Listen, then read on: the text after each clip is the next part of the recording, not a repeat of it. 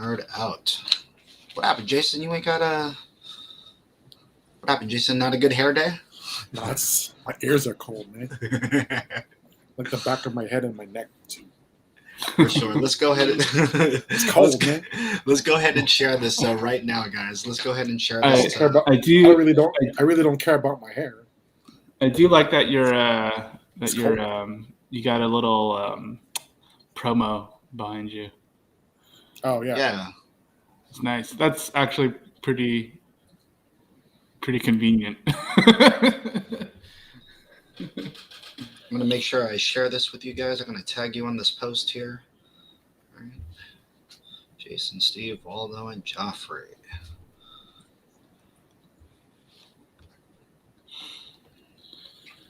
Whew.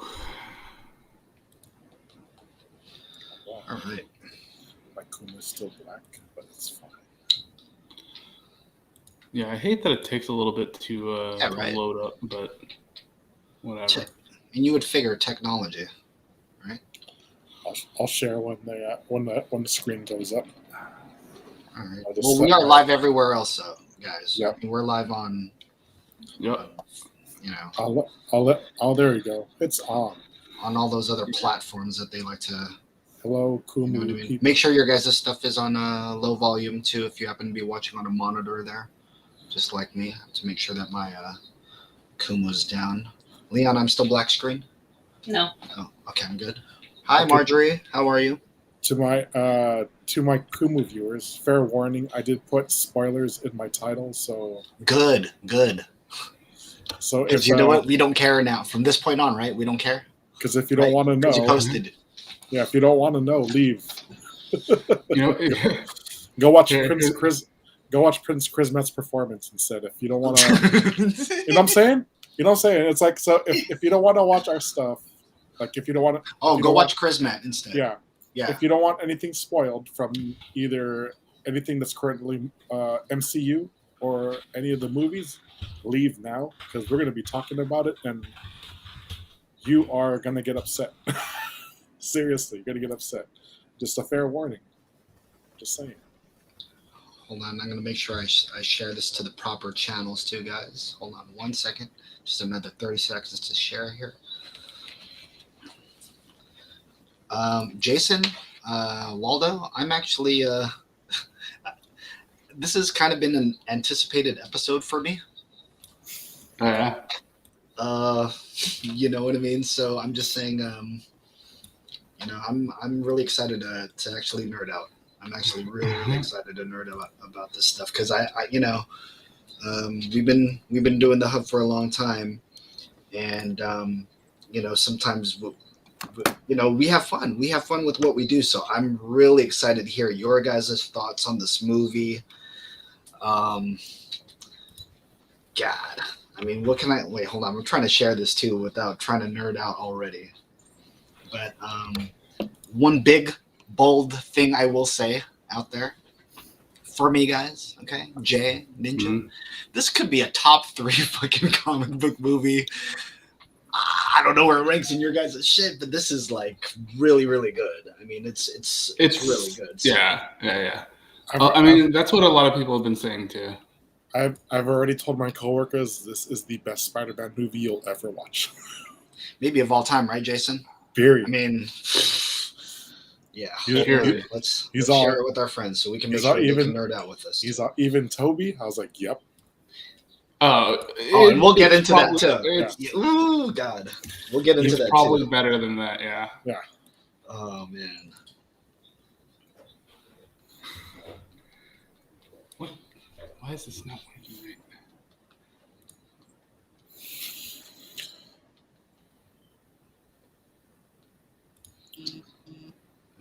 I just haven't watched all the YouTube videos with the Easter eggs yet. So.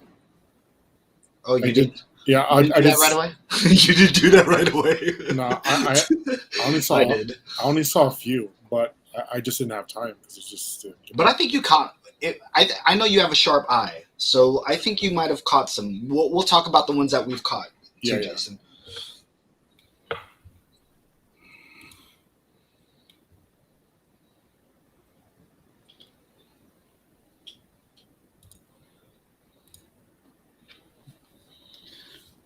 There you go. I threw up a spoiler tag.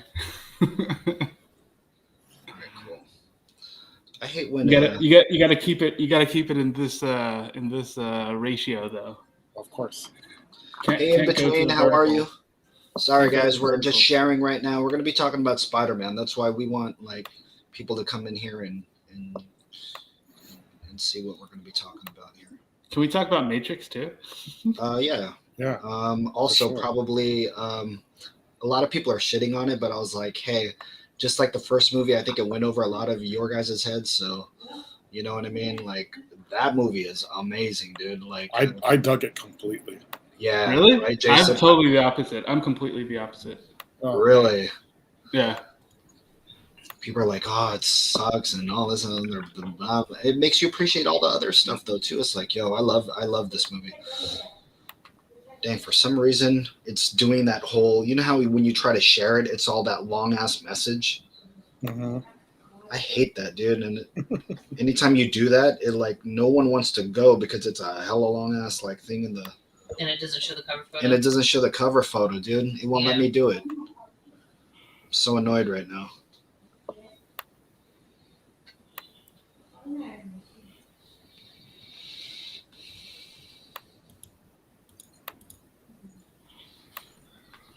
Let's see, hold on.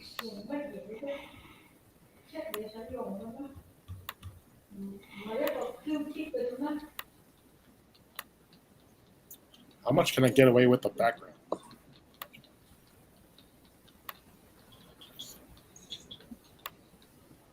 What are you trying to do? I don't know. Just trying something out. All right, let's give the people what they want now. All right, In Between's in the house. Lola Martin's in the house. I don't know if these guys are in here. You know what I mean? But shout out to my man Charles, In Between. I actually came up with my list today of the people that I'm going to be inviting to my baby shower / birthday and stuff. So In Between, I don't know if you're here, but you know, I'm gonna reach out to you. Okay. So all right, there we go. Spoilers for whatever we're talking about. Hopefully Joff comes in because I know he had some hot takes. I don't know if this guy will be here, you know what I mean? But hopefully he comes through. You know, I want to hear his hot takes on Ned's Lola, because he's the one that I had a problem about Ned's Lola. All right, guys. So again, wait. Let's do a formal intro, guys. This is the Hub 408 episode 125. Happy New Year to you guys. Happy holidays. You're in the house with Ninja Iceberg and Jay Jericho. We're live everywhere on, you know, platforms such as Kumu. So make sure you download Kumu so you can see more of the Hub 408's, you know, episodes here and all that stuff. And we're also live on other streaming platforms too, that corporate America and, you know, the White Zone and all that stuff. So we're talking about Spider-Man No Way Home tonight, though. We might even, I don't know how long we're going to go talking about Spider-Man, but we are going to absolutely nerd out about this. Jason, I believe, was the last to see it. So, you know, guys, let's talk about this. Ninja, you're one of the first, I believe, too. You saw it first day? Did you watch it first day? No, I saw it Sunday. I believe I saw it on Sunday of the release weekend. Yes, I saw it Sunday too. By the way, guys, Spider-Man has hit $1 billion worldwide. They haven't $1 billion. They haven't hit $1 billion since Avengers, I believe, right? What, Endgame? I guess so. That makes sense. Yeah. So, guys, this is one of the biggest movies of all time here. I didn't think that it would make $1 billion that quick. Although to me, Spider-Man's the Mickey Mouse of the Marvel universe ever since I was a kid. Yeah. You know, so guys, let's get into it. Which is honestly kind of weird because I was not a Spider-Man reader growing up. I was all the way up until like maybe 95, 96. That's probably when I stopped reading Spider-Man. But I was reading Spider-Man since like 86 onward. like from Secret Wars and all that stuff. The first Secret Wars, I was reading a lot of Spider-Man. Even though I hated Spider-Man because it was drawn by Sal Buscema, guys like that, I really didn't like that art style back then. Didn't have an appreciation for it. So of course, when like the McFarlanes and Larsons came, I really loved Spider-Man. But anyways, guys, Jason, Waldo, this was probably one of the greatest comic book movies ever. What do you guys think? Jason, let's start off with you. First of all, what was your experience of watching Spider-Man? Just recently, because you're the one that watched it most recent out of all of us. I mean, if you want to be honest, for me personally, I think this is the best Spider-Man movie ever. I mean, I want to spoil it. It's if you're here, you don't want to hear it. I'm going to say it. We're talking whatever now. I literally have a thing right here. Yeah, it's like right under here, right underneath Ninja. So I'm going to tell you this. It involves all three franchises of every Spider-Man, from Tobey Maguire to Andrew Garfield to even now, Tom Holland. Yeah. So I mean, it's. Yeah. If you watch the trailer, you kind of had the idea, but yes. So what was your experience like, though, Jason, watching this movie? So when I was watching, I was like, okay, so they redid, so even after I found out that they did the entire reenactment of the whole Mysterio revealing that he's Spider-Man, that Peter Parker is Spider-Man to the entire world. Yeah. And then, shit gets out of hand. Him and MJ trying to escape. Yeah. Just like everywhere, and then it's pretty insane to the fact that it affected him so much that he couldn't even get into college. That's how bad it was. Well, that all three of them couldn't get into college. Yeah. Him, MJ, and Ned could not get into college because of their involvement with Spider-Man. So that's pretty insane. Not to get accepted into one of their schools. Yeah, one of any and the most prestigious tech school in the country, which is MIT. Yeah. So that's pretty insane. And then, of course, without contacting the the tech school itself, he went straight to it. He's like, ooh, Doctor Strange. Ooh, Doctor Strange. I'm gonna go there. And then that's when all the crazy shit happens. So, No, I do like that. That really shows how much of a kid he still is. Yeah. Right? He's still kind of a dumb kid. As smart as he is, as brilliant as he is, he's still a dumb kid.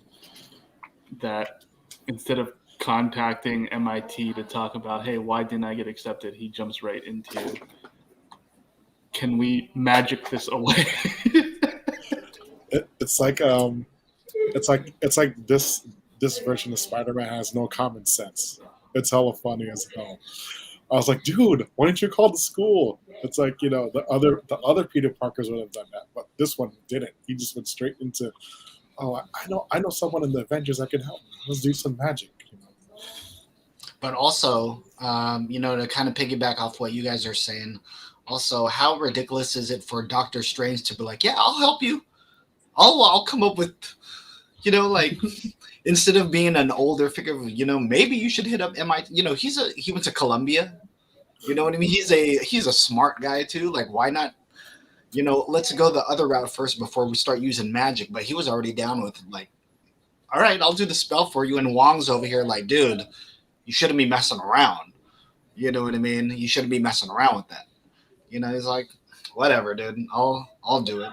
Now, there's some theories to this too, whether we saw the real Doctor Strange or not. They were saying that he might have been acting a little different, all this stuff. But again, that's something that we could speculate on and all that stuff. But so that kind of starts the whole thing, guys. He starts going into doing these spells.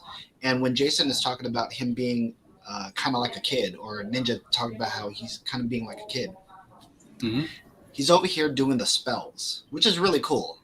right? I mean, we've seen Yeah. enough magic, I think, in the MCU to like kind of appreciate these guys doing what they do.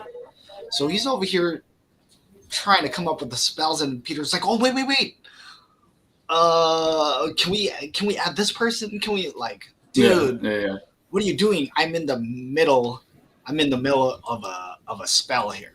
You know what I mean? What's up, Marcus? He's saying Peter has ADHD, and Doctor Strange is really dumb in this movie as well too. So he starts doing these spells, and he starts adding all these people. We find out that like he just can't erase the spells. For some reason, it just drops right as he was doing the spell.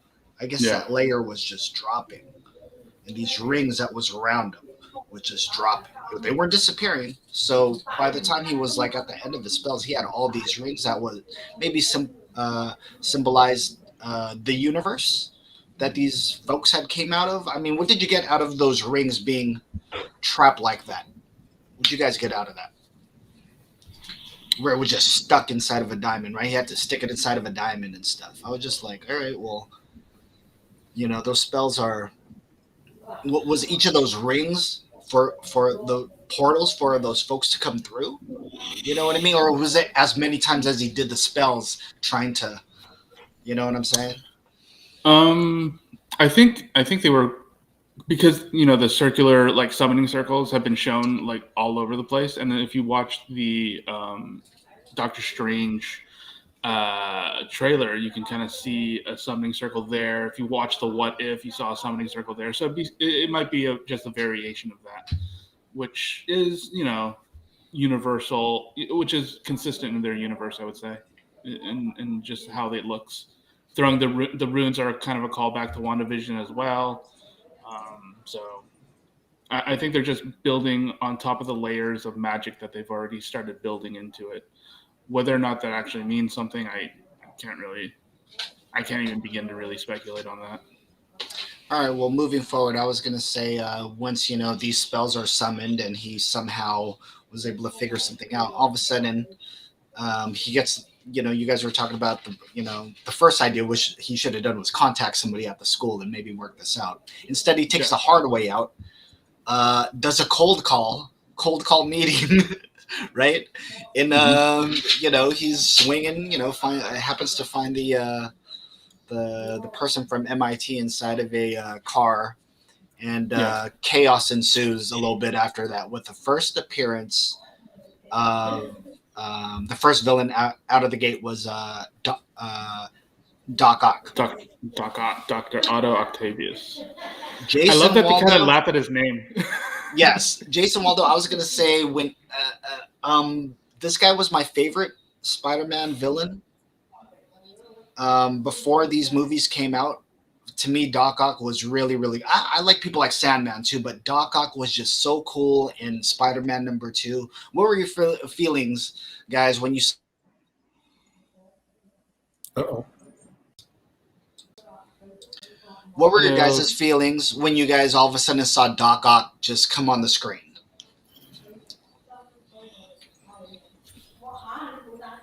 Jason? Oh, me. Yeah. I was like, oh shit. You didn't watch any of the trailers, so you're. Right? That's what I'm saying. Jason didn't watch any of the trailers. Yeah, I didn't. way more genuine. I was like, oh, because I already, you know, that people saying was already in the movie, so I was just like, fuck. So I know he's gonna be there, but I didn't know when he was gonna come in, at what capacity too. So, Gotcha. So the fact that he just came, he was out of all the villains to show up, he was the first one to show up, and I thought that was like, oh shit, that's hella crazy. Because all you see is like the ground crumbling on the bridge, and then all you see is a car fly. I'm like, oh shit, this is crazy. And at first I thought it was a rhino, but it wasn't. So, and then I saw the tentacles coming up. I was like, oh shit. And the fight was sick too. I'll say that the fight was. That was a pretty good fight. Ninja, how did you feel when you first saw Doc Ock on screen? Honestly, I was just like, oh wow, it's it's beginning. Yeah. Like, Yeah. It's starting now, because the whole like first 10 minutes of the movie is basically dealing with the fallout of the last movie. Like we already kind of talked about all the stuff that they kind of went through, and going to Doctor Strange and all that kind of stuff. And it's like, okay, it's all set up, but then when he first hits, it's like, oh shit, this is happening. And then you got the whole fight going on, and it's just and I think at the end of it, Green Goblin shows up, and you're just kind of like, oh, what is actually happening? I mean, obviously we know Spider-Man is. There's always been a multiverse kind of thing with Spider-Man. So if you're familiar with that, you kind of already know that there might be a multiverse kind of thing. Honestly, my actual like biggest surprise about Doc Ock is they used like a de-aging thing on him. Yeah, he looked to make younger. him look younger. Yeah. And I was like, when I was watching the movie, I didn't even realize it until later on that they CGI'd his face to basically make him look younger, to basically bring him back to Spider-Man 2, Albert Molina, which I was like, holy crap, it actually looked really good. Like I know Marvel has been kind of doing the whole de-aging thing within the past like few years with all the different movies with Robert Downey Jr. with Kurt Russell and stuff like that. And each time it's been better and better. Like the Robert Downey Jr. one, when he shows up in the hologram, the de-aging on that was kind of but I thought when Kurt Russell showed up, the de-aging on that was really good. But in this one, I was like, oh, wow. I honestly didn't even catch that that's not what Albert Molina looks like now. I mean, it's been about, almost, 20 15 years. years. Yeah, 15 years since, since, 15, 20 years since Spider-Man 2. And it's like, holy crap, they de-aged him. And he looked amazing in that. Yeah. And that was my biggest thing about him. But yeah, that was basically my biggest takeaway from that was like wow, that looks really good. Otherwise, it's like I would just like hold on to your butts. This is gonna be awesome. Like these guys are gonna show up and there's gonna be some crazy stuff happening. I was just excited at that point. Obviously, the movie doesn't really start to pick up until later, but this was like, oh, this is what we're in for. This is what. Your mind is mentally prepared for this multiverse to happen. You're like, yes, this is dope. Yeah. This is really dope. I just want to show a comment that one of our folks came on here. Marvel confirmed No Way Home will affect Doctor Strange too. I 100% think Doctor Strange will remember the events of No Way Home, especially when the big rumor is Toby is in it. Just a rumor, so that's what's going on the rumor mill right there. Just going back real quick though, talking about Doc Ock versus Spider-Man. Jason was saying how the fight was kind of cool, just off top. These guys are going at it. I don't know if you guys had caught this, but there was a part, if you happen to be a Spider-Man reader and stuff of the last maybe 15 years, you'll know that there was a story that was going on called, The Superior Spider-Man. It was basically a story dealing with Doc Ock and Spider-Man to where they traded bodies, and Doc Ock wanted to prove the world that he could be a better Spider-Man than Peter Parker. And not only that, these guys have also had a relationship this is one of Spidey's greatest villains ever, right? So, like, they just have such a storied history. There's a lot of little Easter eggs that have thrown in here, too. But there was this one part that I really loved, which was, I think he has, Jason, remember that part where he has Peter pinned against the wall? And, his arms start, checking this stuff. And then somehow Peter gets control of the arms, right? And then he starts manipulating, Doc Ock's arms, for him, like, hey, I have control of your tech, because of the nanotech that I have. So I love the fact that our technology was already advanced enough to where Doc came from, he didn't have that yet. I kind of like that aspect of that. I don't know if you guys had caught on to that. Jay, did you catch on, or Ninja? Oh, did you catch on to that? I realized once he ripped off once one of the tentacles ripped off the nanotech off of his chest, and then it absorbed the nanotech onto the arms. I was like, this is game over. It's like he has him. Yeah, yeah, he he has has him. it. It's like I was like, oh shit! It just turned into the Iron Spider color. I was like, oh damn! And then when when he was gets literally Doc Ock was literally trying to kill Spider-Man, but it wasn't his Spider-Man, which is all crazy. So when the face revealed for Doc Ock went from Peter's mask to his chest to save him, and then he's like, you're not Peter. Yeah, that was awesome. And then at the same time, Friday is hacking into into the arms, so which is all crazy. Which didn't even take like it was faster than a half a second, which is hella crazy. Like he had automatic control off of that point. So yeah, Yeah, I think. Yeah, what do you think about that scene, Ninja? I thought that was pretty cool. I do like the fact that because Tobey Maguire's Spider-Man was set in the early 2000s, the tech just wasn't there yet, right? Yeah. Because there is one scene, I was watching a video, there is one scene in Spider-Man where he mentions to either Doc Ock, no, I think he mentions to Green Goblin, to Willem Dafoe's Green Goblin, where he's like, hey, I read your paper on nanotechnology, and I think that's really amazing. So he actually talks about it. It's obviously something that, is, a thing that people are working on, but because it's like 15, 20 years ago, there's no nanotechnology at that point. So yeah, he's way more advanced. Stark technology is way more advanced than anything that Doc Ock can ever has to play with at that time. Obviously, with 20 plus years, maybe Doc Ock would have gotten to that, but at the moment that he gets pulled into the MCU, he has no idea what's happening. He's totally out of his depth. There's magic in this world, so it's kind of interesting to see him kind of on his heels, trying to figure out what's going on, because he's usually one of the smartest, if not the smartest person in the room, right? Mm-hmm. And when he's put into a situation where he's like, I have no idea what's happening, it's an interesting way to bring him about and try to make it so that it's like, hey, he's also a victim in all of this, which I think is kind of the theme of this movie, like if you think about it, right? Like these bad guys are all kind of victims of circumstances, and I thought that was a really, I mean, we could talk about it a little bit later, but that's kind of the theme for dealing with these villains. I thought that was really interesting.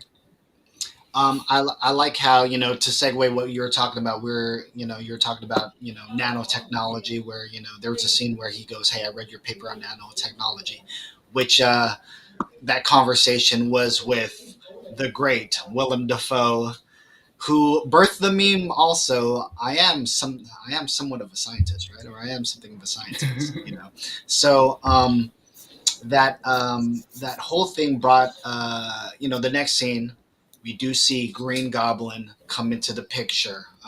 Marcus, thank you so much for joining us here. Marcus is commenting a lot here, so I'm going to show his comments as we talk about this stuff. And they talk about they de-aged the Green Goblin too. Hey guys, all of a sudden you see Green Goblin show up on your screen. Jason, again, you did not see any of the trailers and all that stuff. So all of a sudden when you hear... Or no, was it the pumpkin bomb rolls out? The pumpkin bomb, yeah. Mm-hmm. What were you guys' feelings all of a sudden when you seen that pumpkin? Just like what Ninja said, like, okay, we're doing this now. Shit's about to go down. That's how I felt when I saw that pumpkin bomb. Jay, what about you? When you saw that pumpkin bomb, what'd you think? And then all of a sudden you see Willem Dafoe. What'd you think? It's like, oh, this shit got real. I was like, okay, this is gonna be some crazy shit. The entire movie, some crazy ass shit. Knowing who he is and knowing what that character is about, right? And pretty much this is Spider-Man 1 version, multiverse version of Spider-Man 1, because Doc Ock knows he's dead. So it's that's a given. So. Because remember, I think was it at that one point he says it can't be, right? Octavia said it can't be. Right? So it was just kind of Yeah. So it just tells you that multiverse is like timey-wimey, right? Like time doesn't matter. Like it really doesn't matter. Time periods are just like nothing when it comes to jumping through parallel universes. Again, to play the point, this is Loki coming back into the fold as far as the TVA goes. So. Hi Celeste. Hi Leilani. And What's up, guys? Yeah. We're talking about Spider-Man No Way Home, guys. All right. And it's pretty weird that the TVA didn't show up because this was a big rift.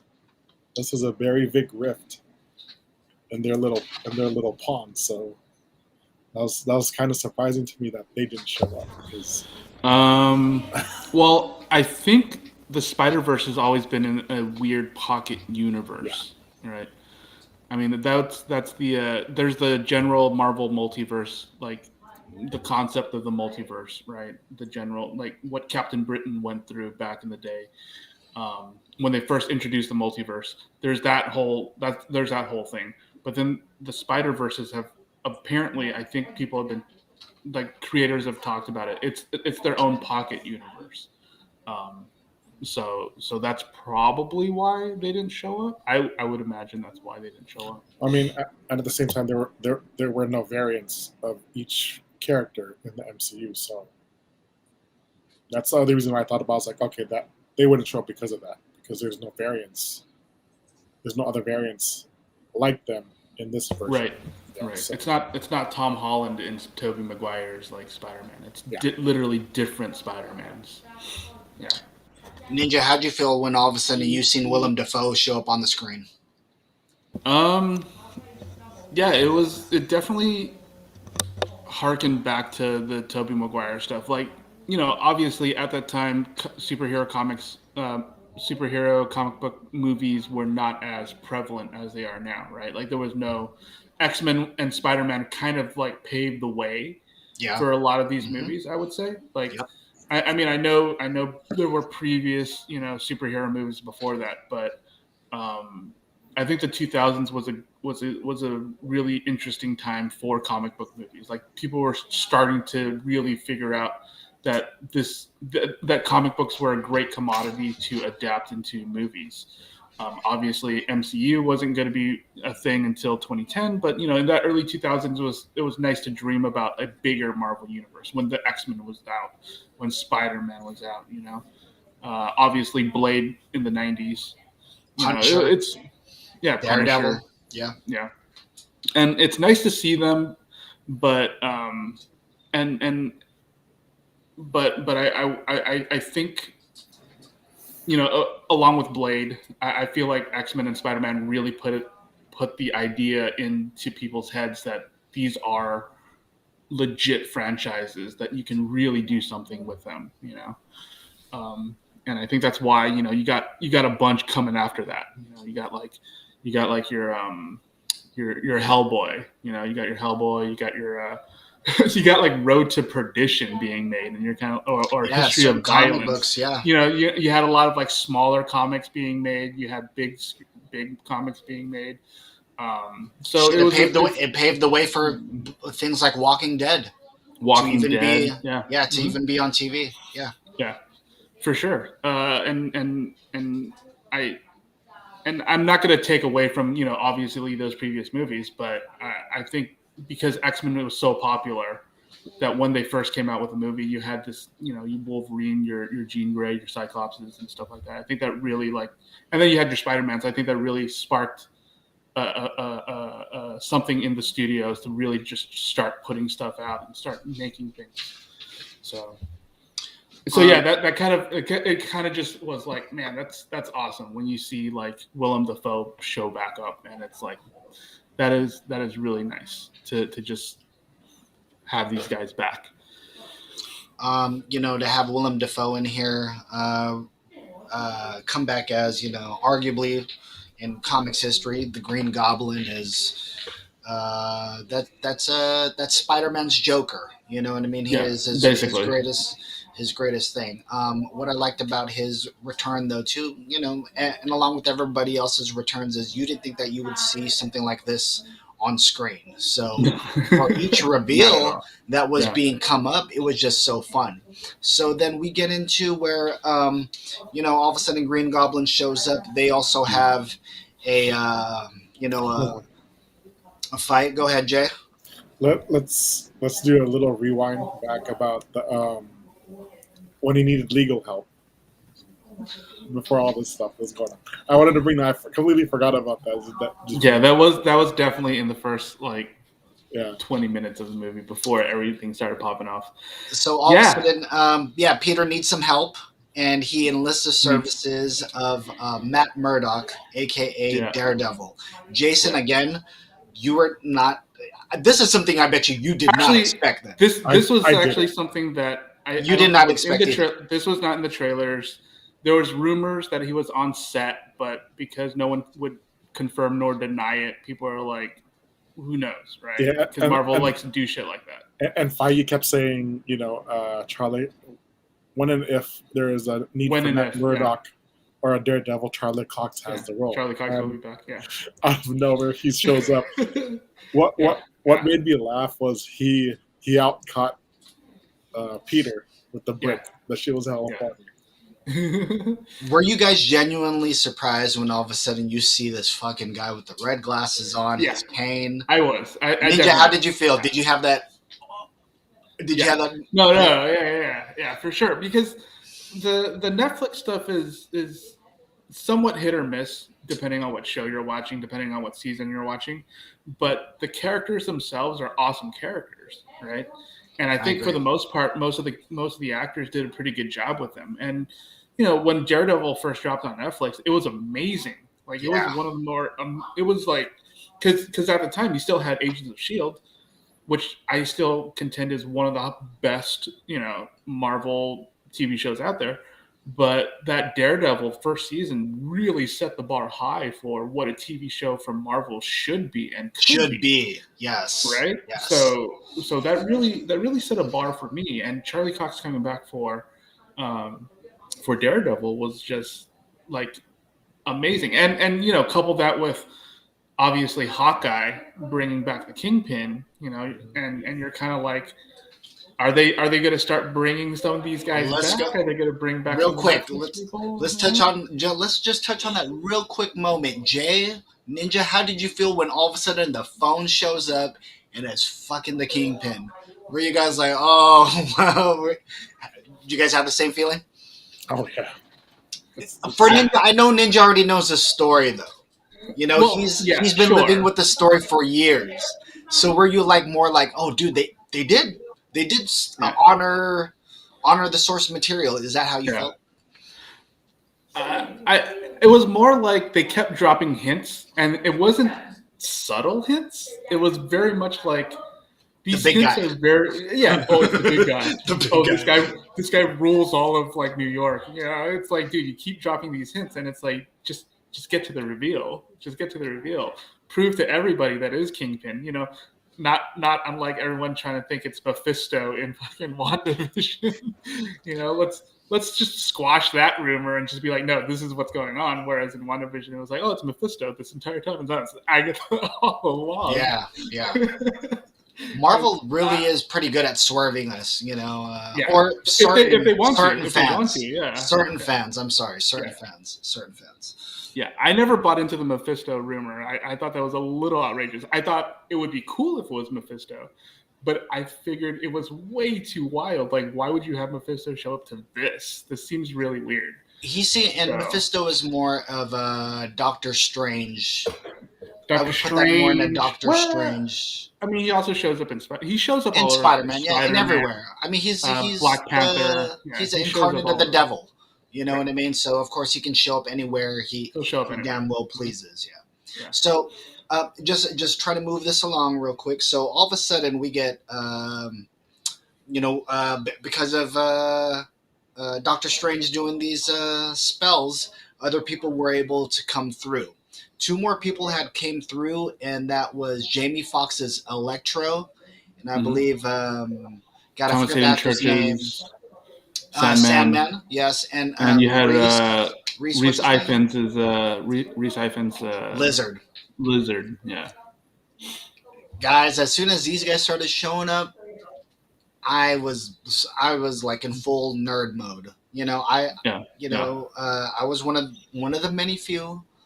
Although there was many of us, but I was one of the many few that had no problem with the Andrew Garfield Spider-Mans. I know he's being praised a lot right now, but even those villains from those movies, I never had a problem with. I just always thought, hey, it might be a different take from what we're used to, but I've always appreciated it. I love the fact that Jamie Foxx was casted in a superhero movie. I always thought that was kind of cool. The lizard character was also awesome, and somebody that I had mentioned at the top of the show. I think the Sandman was one of the coolest villain, not villain Yeah.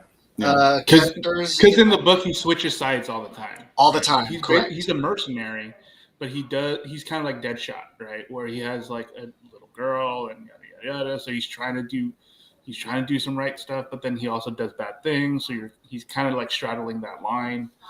Yeah, I thought that was and arguably the was coolest villain of Spider-Man 3. I mean, the fight scene with Yes. him and Pete yeah. in the black suit in the subway was just like vicious.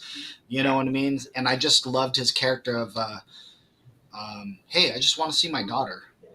How many people can relate to that, or just even family, a family. So the fact that, these guys happen to come in, and maybe shortly after that. Is it shortly after that? Is that when we get the introduction of the other Spideys in here? No, shortly, I guess, because he also brings in MJ and Ned into Doctor Strange's basement to be like, hey, we caught these bad guys. Now we need to do stuff to send them back. And what did you guys? Okay, now, all right. This is one really nerdy question I wanted to ask you guys. Let's start with Jay first, and then we'll move to Ninja with the answer. But what do you guys think about Peter saying, I want to heal these guys? What did you think about Peter saying, I want to help these guys and heal these guys? What's up, Sabotage? We're talking about Spider-Man No Way Home, so if you want to nerd out, man, you know what I mean? So, yeah, what did you guys think about Spider-Man saying, yo, I want to help these guys? Jay, what'd you think? Sabotage said, I hated that part. Let us know why, Sam. It was like I was like in my head, like, this is where everything gets fucked up. The conflict. This is where everything gets fucked up big time. Because I was like, in my head, it's like out of all places to find Norman is with his aunt, and then he just brings him to the sanctum like it was nothing, like hella crazy, like hella easily. So I'm like in my head, it's like, dude, he's being played right now. I'm like, this is the Green Goblin playing as Norman Osborn, like being hella nice. I'm like, dude, falling into his trap, dude. And then, of course, like later on in the movie, he falls into a stupid ass trap. So, but I mean, yeah, he's trying to be good. That's the thing he does with his Aunt May in this version of Aunt May. But it's just like, I was like, man, this fool's being played. Shit's gonna go in the deep end. Someone's gonna get fucked up. And then I was like, you should have listened to Steven. Ninja, what you think about when Spider-Man said, hey, I want to help these guys? I thought it was an interesting decision to make, just because it's because normally he would just try to beat the crap out of these guys, right? Like in the previous two movies, obviously they end up trying to just beat the crap out of each other. I thought this was a pretty unique route to go. I thought that it shows how much influence Aunt May has on Peter in this universe. Because basically he's like he wasn't going to deal with it, right? Because that was the first thing he wasn't going to do. He wasn't going to deal with it. He was just like, this is not my problem, you know. He needs to go back. Kind of a callback to the other movies where it's like, to the exactly. This ain't my shit. This ain't my problem. Right. Yeah. Right. So Sabotage is But- also saying you think he would have known better from the last movies about trying to help, trying to help folks too. So, But here's the thing, right? Yes, but in his heart, he does try to help people no matter what, right? That's kind of why he's down bad, right? The whole point of Spider-Man, throughout his history, the dude has the worst luck in the world, right? Like that's the thing second about to him. Wolverine, I think. Second to Wolverine. I mean, you think so? I mean, okay. After he joins up with the X-Men, I can't really say. He lives in a mansion. he I know, hangs but to out go and through he's 100 years of death and you can't do nothing about it, and you're like, oh, I don't really have friends. You know, Yeah. it's kind of tragic, but I think I get what you he's mean better though off by than, Peter. he's better off than Deadpool, I would say. Well, there you go. All right, let's move it on. Sorry. But because Deadpool literally has suicidal tendencies, but I think that's kind of the thing is that he has to really understand what he's sacrificing, right? To be a force of good in his world, and the fact that he's learning all this stuff from his Aunt May is an interesting twist. I mean, previous stories have always been about him and his Uncle Ben, and Aunt May's been always just kind of on the side, right? Not active in what he's doing, right? He's always trying to keep a secret from her, and basically trying to live the dual identity. Whereas in this one, she knows she's an active participant in his world, in his life. Same thing with all his friends. Like, he has no secrets from any of these guys, which is very refreshing. Again, contrast that to the Flash and the Arrow CW shows, especially the Flash shows, where you're always constantly keeping secrets from everybody for their own good, yada yada yada. But you never really understand why until you watch a movie like this. Then it's like now it really hits home of why your decisions have an effect on other people. Because they always say that in these movies, but then this actually shows you what the consequences are of your decisions as a superhero. These are the kinds of things that happen when you take it upon yourself to be a vigilante. So whether or not it's a good thing or a bad thing, these are just what happens. Obviously, if you relate that to a real world vigilante who doesn't have superpowers, let's say, they could do more harm than good, which is kind of what they're saying in this one. Sabotage had also mentioned that speaking about that same decision he did, or actually she paid for that decision. Which we'll get into that right now. Now you guys know that I'm a huge fan of comic books. I love stories. Sidebar, is that a real mustache? You damn right. This is my writing mustache, Sabotage. You know what I mean? We penning the greatest shit right now. You know what I'm saying? We are penning the greatest shit right now. So if you guys don't know, I am in the studio working on some new music. You know what I'm saying? So I had to, you know what I mean? I got the, remember, going back to actually Hawkeye, although they never talked about it. If you guys know your comic books, Hawkeye was trained by a villain named the Swordsman.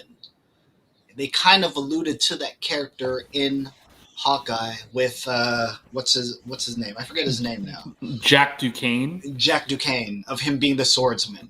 Well, so because in the comic book his name is Jacques Duquesne. Duquesne. Correct.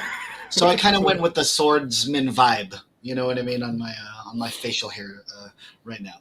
But going into this movie, knowing what was going to go on, I didn't know that I was going to be emotional like how.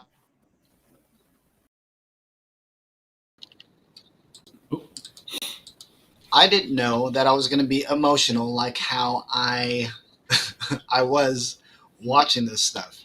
So there's this one point, guys, where talking about Aunt May. By the way, I love the Aunt May from the old movies.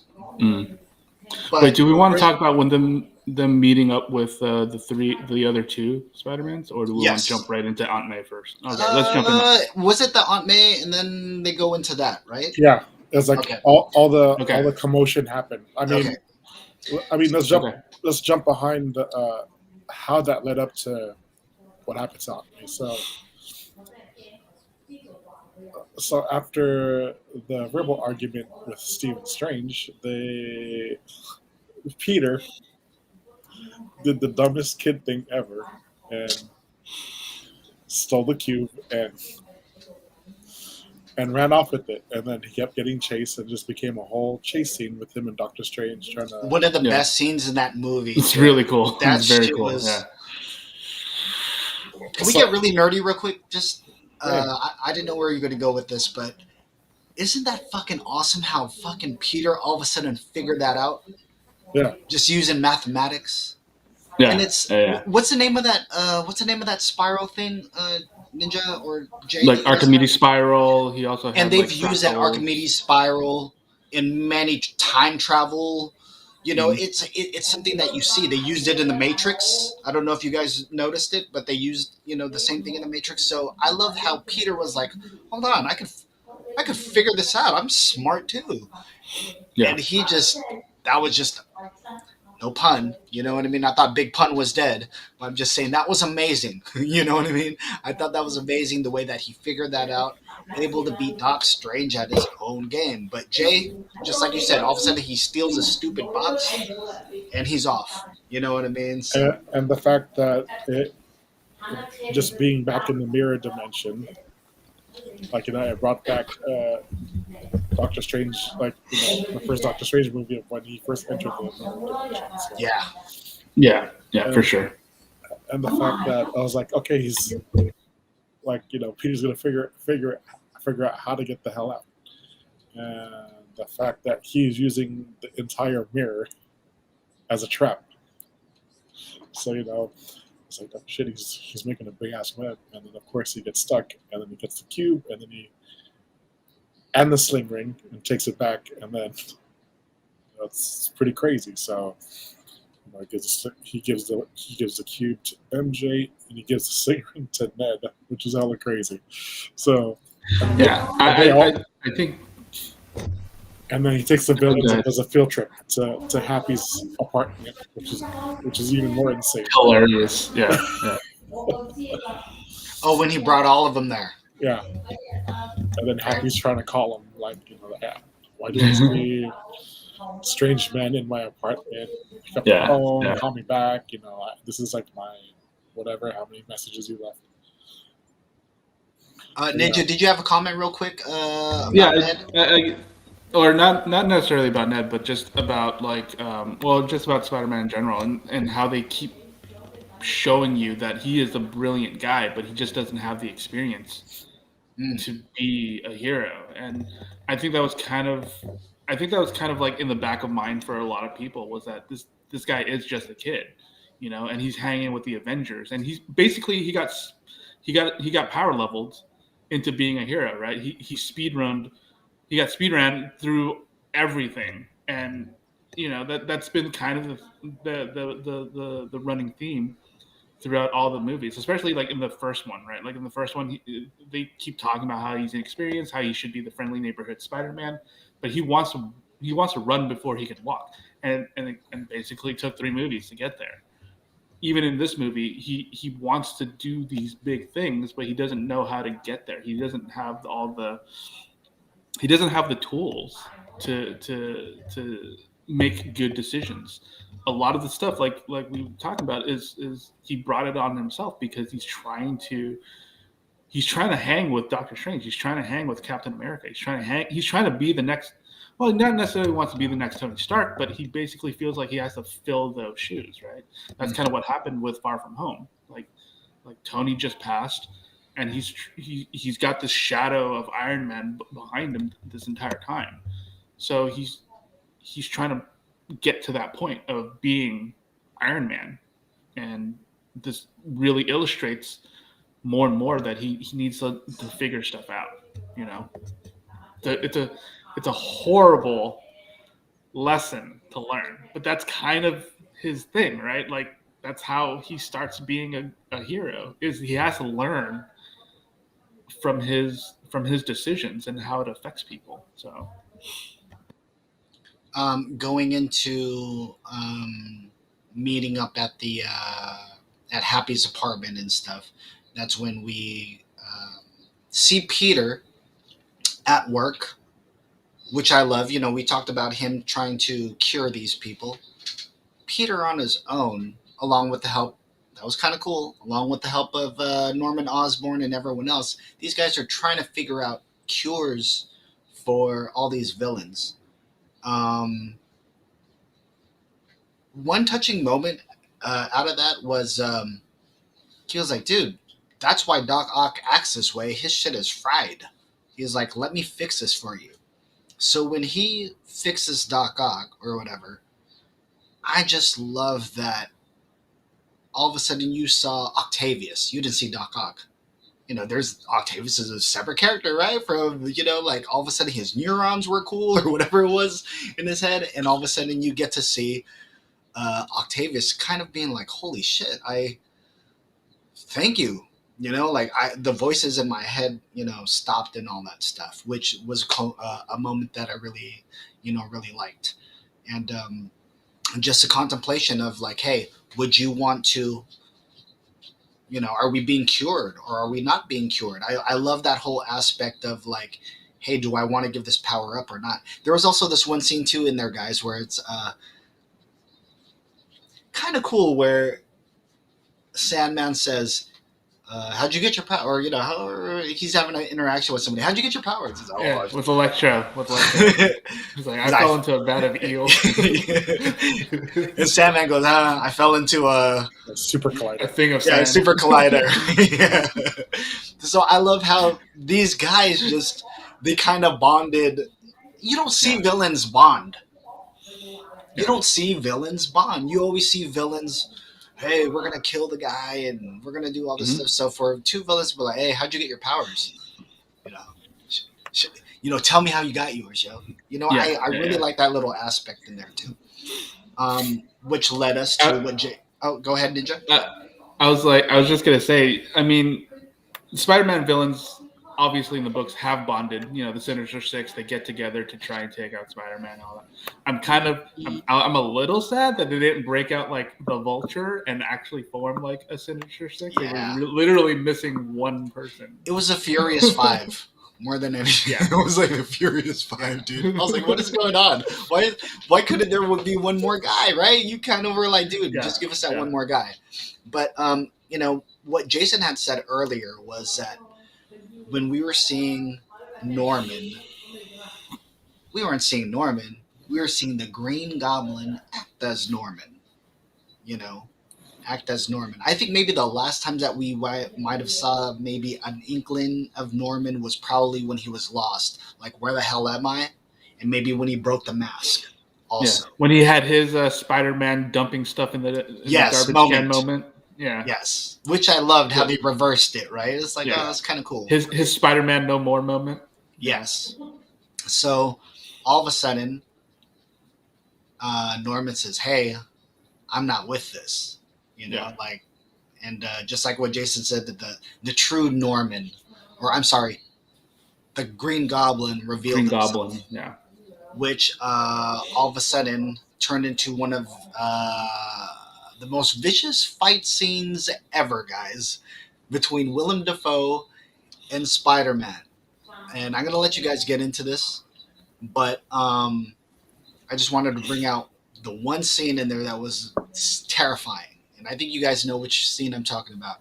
He is punching Norman in the face, and he is just laughing. I don't know if you guys caught that scene where he's like, give me more. You know, like, I don't care. You know what I mean? So, and we also know what happens at that end of the fight. Jay, how did you like the scene? Ninja, how did you like the scene? Let's start with Jay first. Oh, man, I think this was like one of the most vicious fights in the MCU. I mean, other than what? The Thanos versus the main three. And yeah, because I mean, dude, Peter got fucked up. He hella got fucked up. It's just crazy. By the way, Jason, me and you being wrestling fans, Me and you being wrestling fans, there's nobody that does a spine buster better than Arn Anderson, Stone Cold, For Ron Simmons. Ron me. Simmons, right? But this was the best spine buster I've ever seen in the history of cinema. He grabs Peter. Actually in my hood, we call it the Verdi dip. Ninja lives around Verdi, or he lived around Verdi, so we call it the Verdi dip. You know what I mean? But dude, he slams him through hella floors, which I thought was just fucking amazing. Ninja, what'd you think and about that like scene? solid concrete. Yeah, I thought it was really well done. In general, in terms of like technically speaking, I thought the fight was pretty good. I thought the CG was a little bit weak in certain places, but these are like nitpicky stuff because obviously the point of the fight is the fact that Spider-Man tried to do the right thing and he got dogged on for it. Basically, he got betrayed pretty much. He obviously doesn't know the Green Goblin. Nope. The other Peters don't really, they're not there yet. So he's just kind of like, he's trying to do the right thing, obviously, and he's betrayed, and it's a tough thing for him to learn as a new hero. It's one of those growing pains that he has to. What's up, Joe? What up, Joe? But yeah, it's another one of those lessons that he needs to learn as a superhero, and on it's good that he wants to help people, but he does need to be careful of who he trusts, right? And I think that's again a hard lesson to learn, but something that he needs to learn if he's going to keep on being Spider-Man, one of those kinds of things. And was it a brutal lesson? I mean, obviously, yes, it's definitely a brutal lesson. The entire thing, the entire fight was a brutal lesson. The way it ends is a brutal lesson, and that's probably obviously what hurts the most, right? Like what happens at the end. Okay, so Aunt May does make her decision, and I think she would do it again because she's that kind of a person. But damn, that's a rough lesson. And Sabotage is saying, that's what I'm saying. Last joint, he got tricked the whole movie. You would have figured he'd learn some shit. Kids these days. Is what Sabotage is saying. Sab, thank you for joining us and rocking with us. Everyone else, too. Leilani and Smooth Criminal, you guys, thank you guys. Yeah. But, I mean, I think that kind of does show that he has a good heart, right? His heart's always in the right place, So... He's a bleeding heart, basically. Yes. He's a bleeding heart. This scene that we're going to be talking about next was probably one of the most heartbreaking scenes. And not only that, but there's a little bit of role reversals in here. We always talk about, or actually in Spider-Man movies, the biggest theme, the tagline of Spider-Man, since those movies had came out, the older movies came out, was with great power comes great responsibility. Which is an awesome. You could do a whole episode. Yeah, you could do a whole episode on just those words. Yeah, we could do a whole episode on just those words, and it'll take us into 2 hours of some really good shit. But when she uttered these words, I was like, oh, well, those are Uncle Ben's words, and Ninja. Jay, I told you guys this, or I don't know if I told you guys this. I'll tell everybody else this. So, as soon as that went down, first of all, she got struck by a glider, right? But the way they played it off, hey, she might survive this. We don't know. So when she uttered those words, that's when the tears started flowing for me, because I kind of know where this is going to go. I just hope, okay, is it going to be here? And then all of a sudden she checks her body and she's bleeding. Jay, go ahead. I mean, to me, this was a very emotional scene, but it showed me how tough she was, how tough this version of Aunt May, how tough this woman was.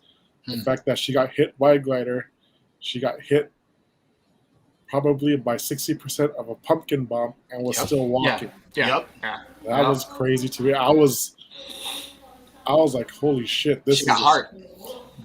This woman had heart. This woman was strong. This woman was very independent, and the fact that she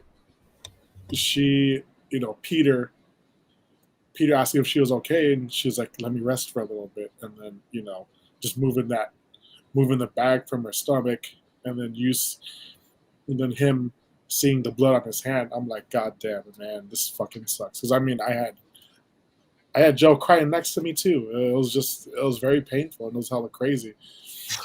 You know what? To contrast that, Jason, when that was going on, I've never seen. We've always been used to seeing Uncle Ben be the one in that role. Yes. And when Aunt May passed, we've never seen that. We've maybe read that in the comic books, but to see it on screen, I freaking lost it, right? So to contrast what you're saying, you're like, hey, you're looking over here and it's Joe Boss. She's the one that's crying.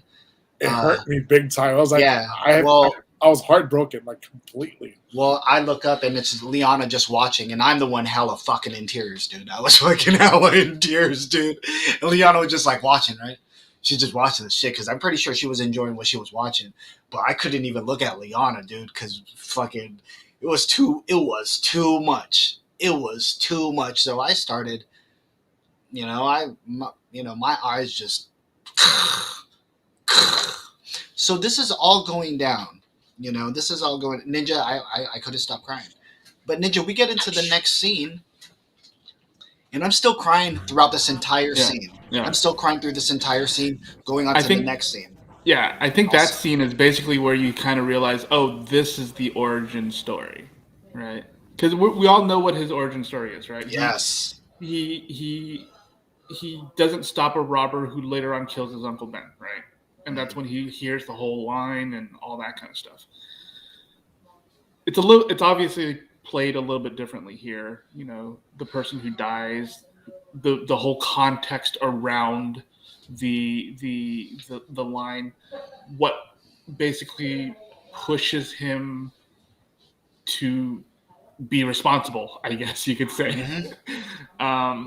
I think that's where you're like, wow, the first two movies were just him having fun, him dicking around, him just kind of dabbling. I mean, not really dabbling, but him just basically learning how to be a superhero, just learning the basics and stuff like that. This one is actually when it kind of like hits you. It's like, oh, this is where the mentality of being a superhero really hits home for him, right? This is the actual origin story of who Spider-Man is as a person. And I thought that was really interesting that we got that in the third movie and not in the first movie. So I thought that was really nice and really a great way to twist the story, to give even us fans who have grown up with Spider-Man a new take on his journey to being who he is. So, yeah. This was a hard scene to watch. The tears were just flowing, but we're going to get into the next scene, which is probably one of the best scenes. And also, there's another aspect of this scene. We are on a Filipino app, so we're going to talk about the Filipino aspects. Yeah, where's Joffrey? Of God damn it. I know, right? I did want to hear his take, because now it's going to be a thing back. Motherfucker. All of a sudden, we are in Ned's Lola's house. Correct. We are in Ned's Lola's house. Hold on. You have to tell me if the Filipino Tagalog is spot on or not. So this is what kind of upset me at the beginning of the movie. He called her Nana. The hell it pissed me off. I was like, wait. I have a theory about that. Okay, what you didn't like that because he called her Nana. I understand that he was born and raised in America, in New York City. So I get that. But then just the fact that he was never taught to call her Dola, or, sometimes, you get to call your grandmother Nanay, whatever, right? Just the fact that he used an English term. Do you think maybe he used that English term for his friends in that one Maybe. particular scene? I think right? that might be. Yeah, I yeah. think that has to be it. Yeah. Because Normally I would hear, normally I would hear grandma play. Yeah, right? That's yeah. fine. Me, I'm gonna be like, "Hey, yo, Waldo, my grandma's gonna." yeah. I don't know what she would do. Mhm. Right. I wouldn't say, "Yo, Ninja, my Lola." She'd Yeah. be like, Right. What's that? But okay. What's a Lola? Yeah. Sorry to So- cut you off, Ninja. No, Sorry. so we go then, Jay, into. By the way, a beautiful New York apartment, right? New York apartments aren't really that fucking beautiful. So for and I have a theory on this too. His last name's Leeds, so I was like, I wonder if they married a white man. I don't know, right? Well, I mean, look, think about it. Think about this, right? Like, Steve's last name is Rumor. Yes. So, I mean, it could very well be that. Like, maybe his grandfather is a white guy. Very possible, since America was in the Philippines for a very long time. Sabotage was saying he's glad that Jason brought that one part up because it was whack, and he's glad he brought it up and he adjusted. So we're in Ned's Lola's house. Tell me about the knives on the wall. The knives on the wall. We have traditional Filipino weapons from back in the day. Sometimes, you might go to a Filipino's house in the 80s or 90s. I don't know. Some people still will buy into it, but we'll have, the Philippines is made up of freaking 8,000 islands or whatever. So, amongst these islands, we use certain weapons, certain tools. They might use a certain kind of blade or sword from Mindanao that they would not use in Cebu or whatever. So they gave us a simplified version of this by showing these blades on the wall. You also had some Easter eggs there. My grandma, she loved to sew. Jason, right? Our nanay, she loved to sew. So I love that there was a sewing machine there along with the colors, if you guys notice, of the hobgoblin. There's some colors there, right? If you guys know about the hobgoblin, right? So not only that, Ned brought up magic, like how it runs in our family. I really like that aspect of that because as being with somebody that is a practitioner of Filipino black magic, shout out to my bestie here, when that showed up, all of a sudden talking about him, oh, my family has magic. A touch of magic. A touch of magic. I was like, oh shit, this motherfucker got that Filipino magic, dog. This is not good. You know what I'm saying? This is, whoa, he got some, maybe Lola might have known some shit back in the day, right? Like in the Philippines, we have a lot of witch doctors, male and female, that deal with this stuff. You know what I mean? So just like how other cultures, maybe voodoo, I know voodoo in New Orleans is very sacred, stuff like that. So for them to show an aspect of Filipino culture, like the blades and all that stuff, that was very cool. But I do want to bring up one thing, and this is kind of a hot take. I don't know if it's a hot take also, okay? Because me and Leon had talked about this. I've been talking about this actually for a long time. I love supporting our Filipino people. I love supporting people on screens and stuff like that. The only thing that I've had a problem with all these years, right, is I haven't seen a Filipino that represents me. I'm sorry. I'm not a gay dude. All right? I'm not a nurse. I don't work at Walmart. I know a show like the Good Place, right? They had a Filipino on there. Okay, they made him an airhead, yet all his other Filipino friends ended up being airheads too. I haven't seen a cool representation of a Filipino male ever on my screen. I can't relate to a Walmart worker or something like that. But what I could relate to is somebody like fucking Ned, who loves Legos, he loves comic books, he loves video games, and he could possibly be, spoiler alert, like what Ninja has here, spoiler alert, he could possibly be the next Spider-Man villain. We don't know yet. We don't know. Because they do bring it up. They do bring it up. So the fact that, you see Ned on screen talking about, magic and all that stuff. All of a sudden, what does he do? He puts on the ring, tries to cast a spell. He was probably saying a bunch of Filipino mumbo jumbo in his head, right? He's probably saying, "Hi, Maya, how are you?" He's probably saying a bunch of Filipino jumbo, and then all of a sudden, he summons in a dark alley, which was so badass. He turns around and it's fucking the great Andrew Garfield. He comes running through, right? Yeah. Guys, my theater was pretty awesome. They were like, like there was people in there that just had no idea, and they were just fucking clapping. So it was cool to hear that reaction. What were your guys' thoughts when all of a sudden, boom, you see fucking Andrew Garfield walk through that shit?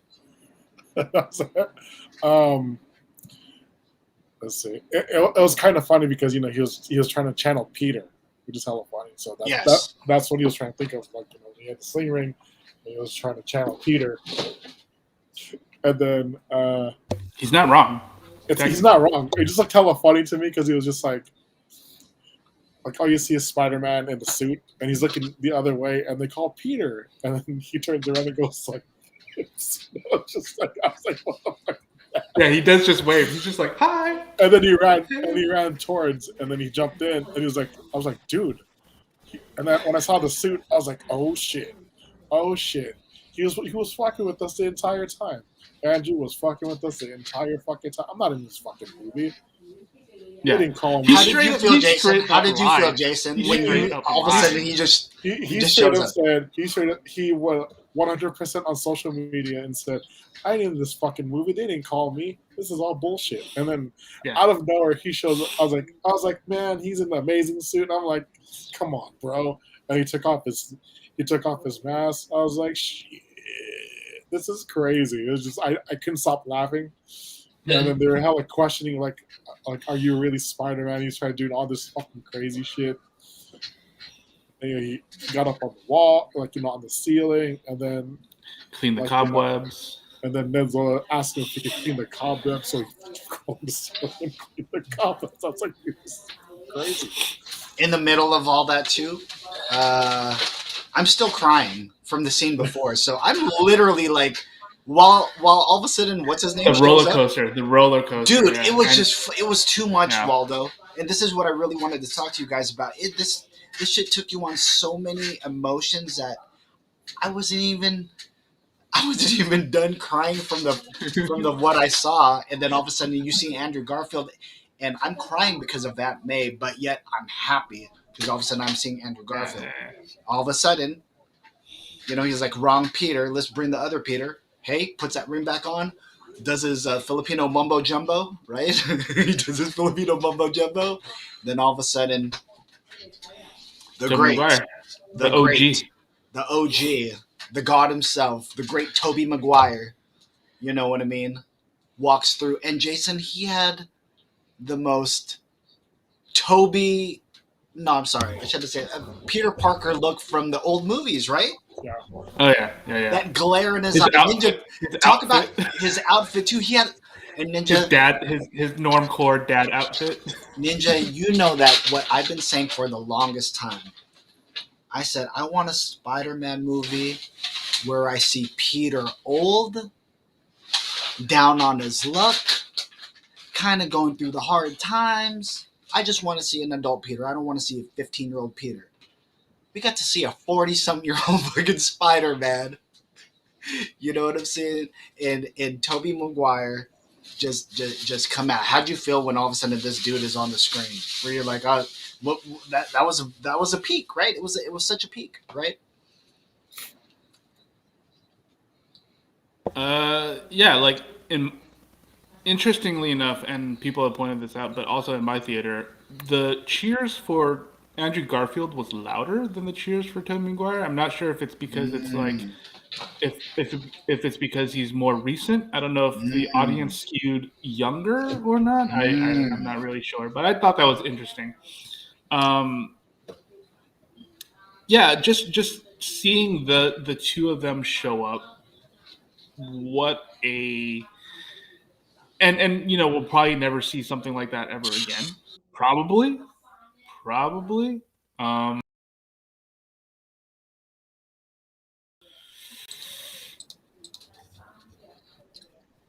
to hold my breath there for a second. Yeah, so I don't think the fact that we will probably never see something like that ever again. It's definitely a great moment, a magic moment, especially if you're a fan of Spider-Man, especially if you're aware of the Spider-Verse. And after watching Into the Spider-Verse, of course, most people are aware of a Spider-Verse of some type. So, but just seeing these three Spider-Mans show up, it's definitely special. It's definitely a magical. I keep saying magical, but I really have no other words to describe it. To see all them show up and doing Spider-Man things, Liana so here good. commented that she says it was the opposite at our theater. Toby had such a much bigger applause at ours. Of course, Toby Maguire is somebody who, shit, I don't know, guys. What's the last Toby Maguire movie that was out there? I don't really remember him being out there like that, guys. He kind of chilled, I think, for a little bit. So, the response was definitely cool. Then, we'll get into it. So all of a sudden, we have the two Spider-Mans meeting each other. They kind of have a cool face-off, right? Prove your Spider-Man and all that stuff. So they kind of have a cool little face-off. And all of a sudden, that's when Ned's Lola once again. Hold on. How's a fucking Lola? How the fuck did she steal the scene in two Spider-Mans coming together? Imagine that. Two Spider-Mans coming together, and who steals the scene? Iconic moment. An iconic moment. And I love the fact that, what we were talking about earlier about Filipino representation. I want to see things that are that hit closer to me and stuff. So all of a sudden, in one of the biggest moments, no subtitles, which I fucking loved. I fucking love that. No subtitles at all. I know for our Filipino friends, they would have probably loved some subtitles, right? You probably would have loved some subtitles. But for our Filipino friends to all of a sudden not have any subtitles, hear Ned's Lola speak in Tagalog, and Ninja was asking right now, hey, was it on point? Very on point. Yeah, because honestly, I'm totally fine with not having subtitles for that, because that's not the point of that scene, right? The point of the scene is that they're there and everyone's a fish out of water. Basically, everyone's like, how do we deal with this? The Spider-Mans have no idea what is going on. Mm-hmm. Ned and MJ have no idea what's going on. Lola's just like, yo, who the fuck are these guys?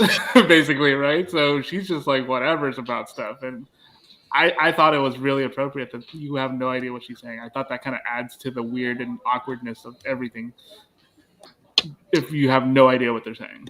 And again, we were talking about representation on screen, and I was talking earlier about how, like, again, there have been many Filipinos, Filipino men or whatever, Filipinos representative. My whole thing is, though, shit, not some of those Filipinos don't represent me. You know what I mean? So to see Ned with his Lola, and Lola, she threw in the Taglish, right?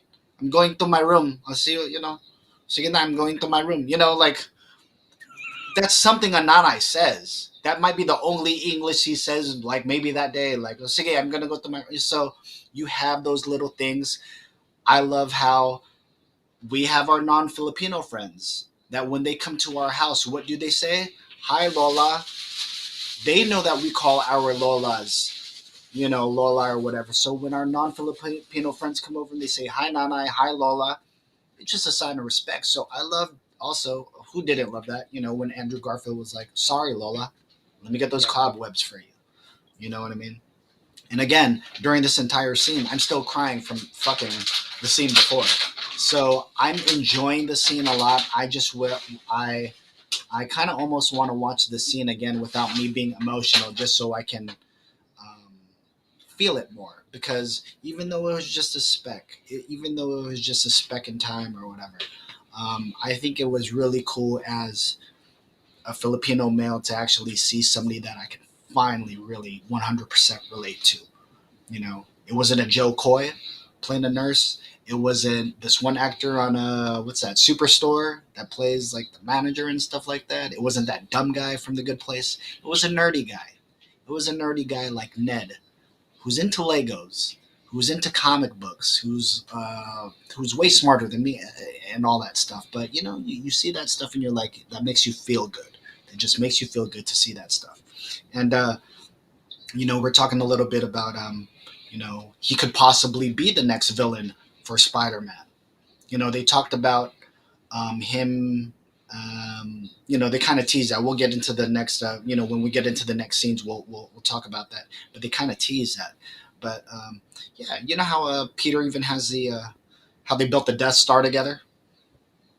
You know, Emperor Palpatine's a hooded figure who Ned kept showing to Peter. Hey, check it, I got by. You know, so there might be a little bad, you know, there might be a little darkness in Ned that we might see. So we get into the next scene. You know, we really. Waldo was like, I don't know. Do you think we'd be able to do 2 hours on Spider-Man? Yeah, we're doing fucking 2 hours on Spider-Man. Yeah. So we get into the next let's scene. just try it. We get into the next scene, and then boom, we get the iconic moment at the start of this scene when this all started going down. If I was crying the scene before, I was crying more in this particular scene when you see all three Spider-Mans meeting for the first time, dude. On the rooftop. On the rooftop. Hi, Jake. How are you? We're talking about Spider-Man, and again, I could have stopped crying. I was already crying from the scene before because so me and Peter are here crying. Peter's on the rooftop crying. I'm crying with him. I look at Liana. She's just enjoying eating popcorn. I'm over here in fucking tears, right? Then all of a sudden you see the two Spider-Man come. And it was just such an iconic moment. Jason, what was your feeling seeing fucking all three Spider-Mans talking to each other at the same time? I mean, even before, like, when Ned sling ringed Toby into his Lois house, he straight up said, "We gotta find Peter, right? We're here to help." So it's just like the fact that when they showed up, Tom Holland got in defense. I'm gonna call them by their real names. So Tom got into his defensive. Not Spider-Man 1. Yeah. 1, 2, or 3. I'm not gonna do that. That's fucked up. I also hate the fact that it's out of order. Yeah, that hell upsetted me crap. completely. That's I was fucked like, up. whoa. Hey, but the fact that Andrew Garfield is self-aware is funny. We'll talk about that when that scene comes. But yeah, let's go ahead, Jason. Call them by their real name right now. Yeah. So when Tom got into defensive mode, they were like, Toby became the elder.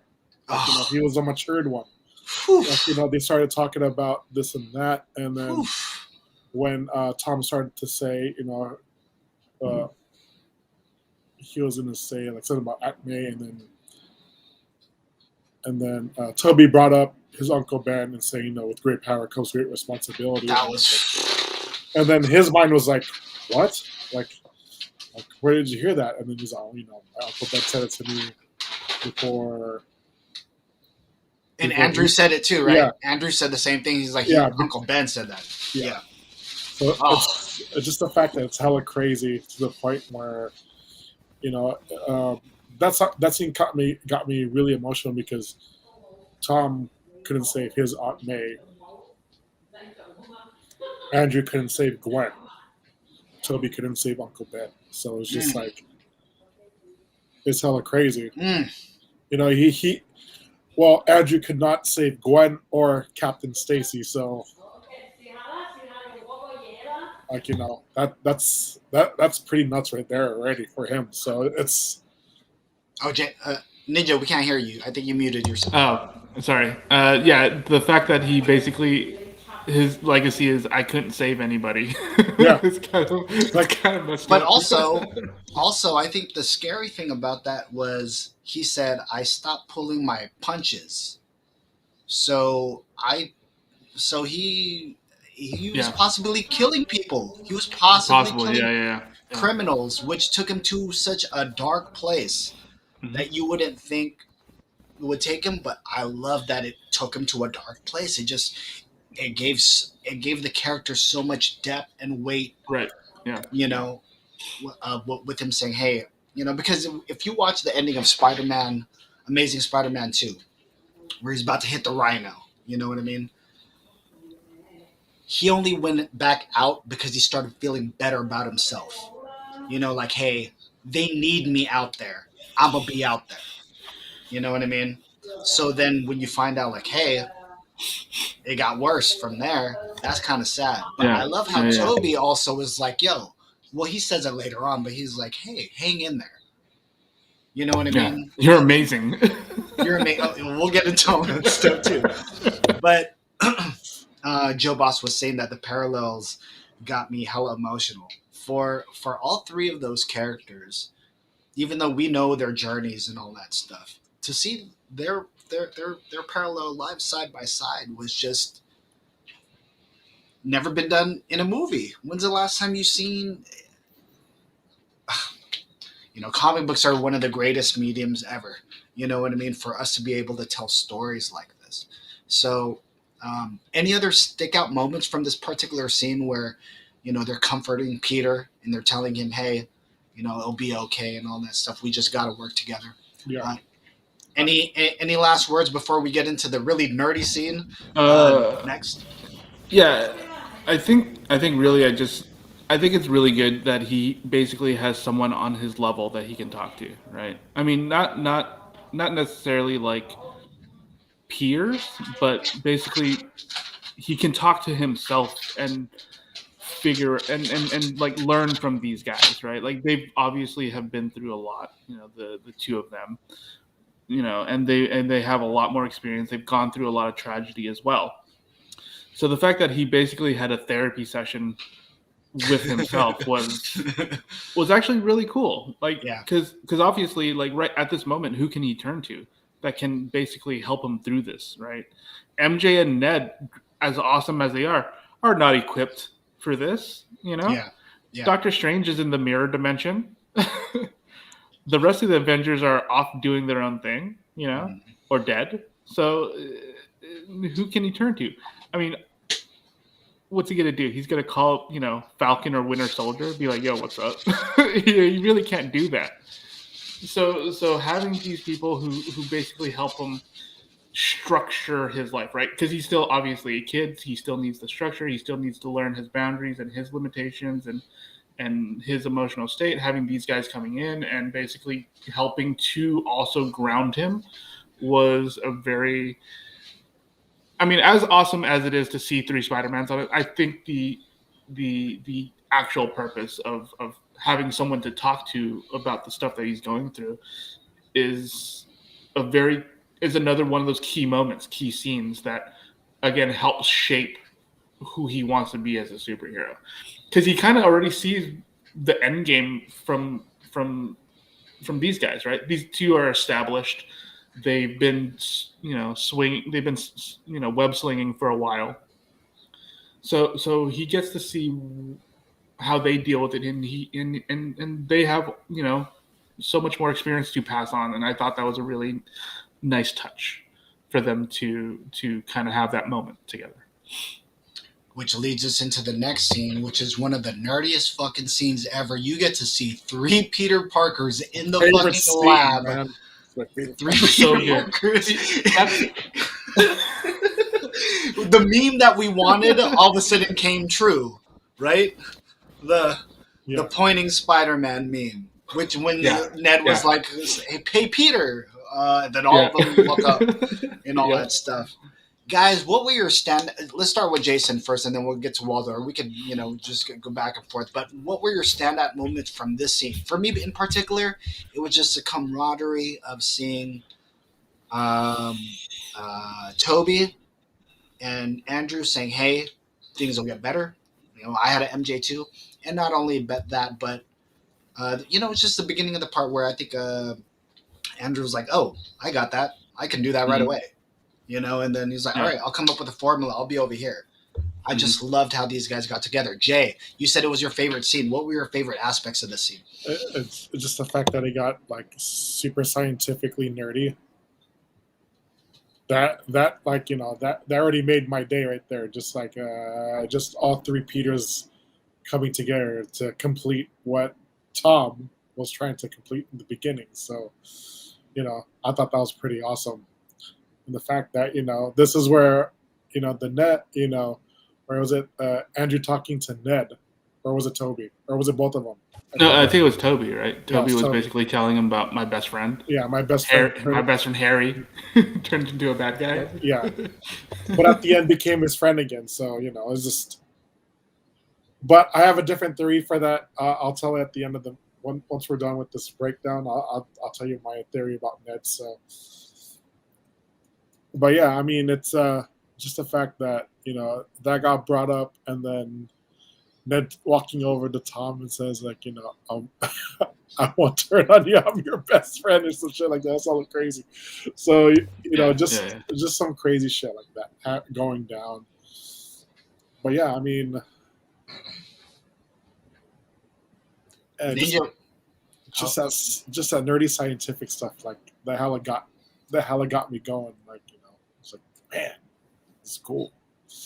Ninja, what about you? What were some aspects of this scene that you particularly loved or picked up on? Yeah, I think two takeaways for me was the fact that in the book Spider-Man is obviously a genius, but they don't, in the previous two incarnations, they don't really lean on that too much. Mm-hmm. Like especially with Tobey Maguire not having to build web canisters, because I did love the part where he shows them, hey, this is my spider web. And he's like, everyone's like, yo, what the hell? You just do that? You don't need canisters? I thought that was hilarious, and I thought that was a nice little touch, because that was one of the things about Tobey Maguire Spider-Man was like, wait, why does he just?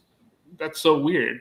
But they kind of like left the genius part out a little bit. Like they didn't really go that deep into it. He's a nerd, but they don't really go too far into the fact that he's one of the smartest people in the Marvel universe, right? Like in the comics, he's like top 5, top 10 smartest person in the Marvel universe. They never really talk about it. And I love the fact that they kind of brought that together, that these guys are smart and they are geniuses and they can do these kinds of things when presented when they give you the opportunity to do it. They are literally geniuses, right? They're on the same level as like your Reed Richards, your Tony Starks, your Doctor Doom, your Black Panther. Those are like some of the smartest people in the entire Marvel universe, and Peter Parker's like right up there with them. And I like the fact that they kind of bring that back a little bit. Obviously he's still a kid in high school trying to get into college, but he's a genius. And they show a lot of that, especially the fact that, the school that he goes to is a polytechnic high school. The fact that in this movie, he knows math. I love that they show that. The other takeaway for this scene is the fact that one of them kind of mentions like, I've been meaning to, like, I think it was Toby was it Toby? No, I think it was Andrew Garfield who was basically saying, like, I wanted to fix Lizard this for a very long time or something like that. Like one of them mentioned that they wanted to fix these guys. And I like the fact that Tom Holland's Spider-Man kind of rubs off on the other two in that, they want to help them too, because not only is Tom Holland trying to give the villains a second chance before sending them back to their universe, he's also kind of giving these Spider-Mans a second chance to right their wrongs, right? Or rewrite their stories, right? Because all the villains pretty much in those movies die, right? Especially Tobey Maguire's. They all pretty much die, right? Except for like Sandman, I guess. Mm-hmm. Green Goblin dies, Hobgoblin dies, Otto Octavius dies, and he was never able to really help them. They just beat the crap out of each other, and then they die. Andrew Garfield, same kind of thing. They beat the crap out of each other and all that kind of stuff, right? I like that Tom's Spider-Man basically can give back to them, especially after the scene on the roof. where they give to him, he gives back, and basically it's like, look, I want to save these people, I want to help them as much as I can and give them a second chance, and they jump right on top of that. And I thought that was a really nice moment for them to, to try and like fix their past mistakes, be better Spider-Man, I guess you could say. So those are pretty much my two takeaways from that scene. Is this nerdy science stuff awesome? Yes. Super awesome, especially because, like I said, Spider-Man is a super genius, and they never really dealt with it. Here they do, and amazing stuff. But the themes of that scene I thought was really cool, of how he's not only is he trying to help the villains, he's trying to help these Spider-Men be better versions of themselves, which is really cool. I mean, everyone's trying to be better versions of themselves in this movie, and Spider-Man, Tom Holland, is trying to be a better version of himself, and I like that everyone's going on this journey with him. So I thought that was nice. Again, I love the camaraderie of these guys just being in the lab together. I loved how Toby was like, "Oh, did you make that?" You know what I mean? Like giving other, like showing, "Hey, I find that interesting." You know what I mean? That you guys have web shooters, and they're like, "Well, that stuff comes out of your body and stuff." So, is that then going into the scene where they say, "Hey, we're gonna stop these guys. We're gonna try and right?" Yeah, they tell. Around. Yeah, so it's like one more thing, just one more thing Yeah, from go that ahead. scene that interested me more was just the fact that they took a whole bunch of crap that was in a high school lab and MacGyvered high-tech devices.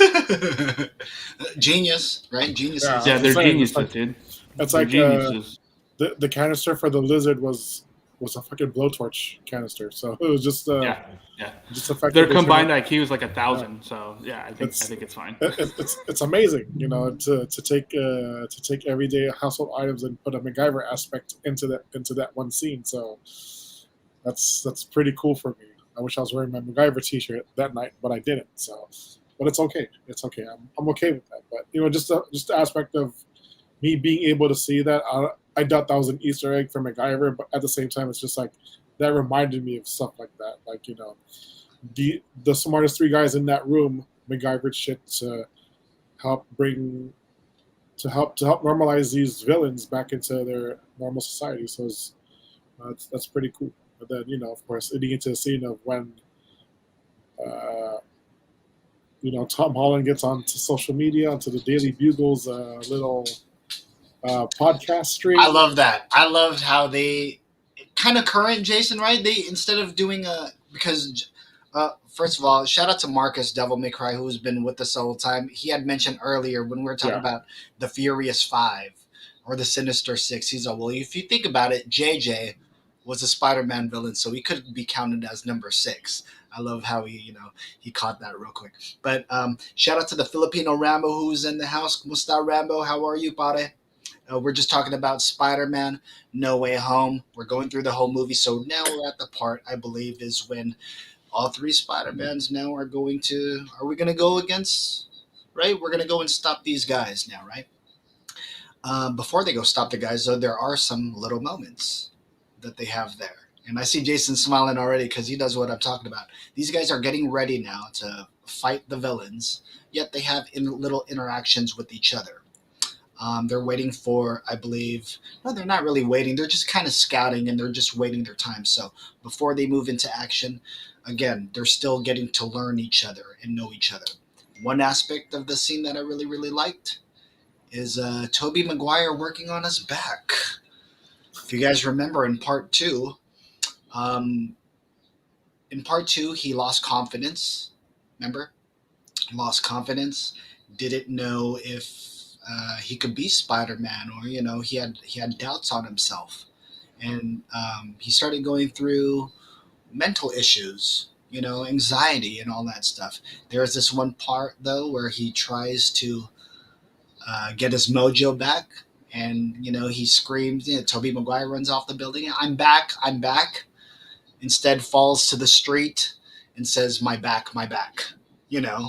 So for all of a sudden, this scene, he's cracking his back.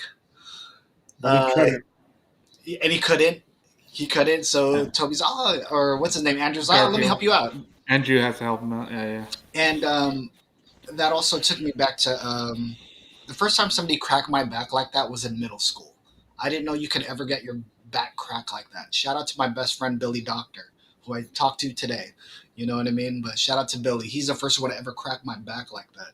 So when I saw that, I was like, oh yeah, that's kind of cool. Homies do that for each other. You know what I mean? Mhm. So then they start getting into the whole, you know what, you're awesome, you're amazing, all that stuff. Jay, Ninja, what were your parts? What were your favorite parts about that? Let's start with you, Ninja.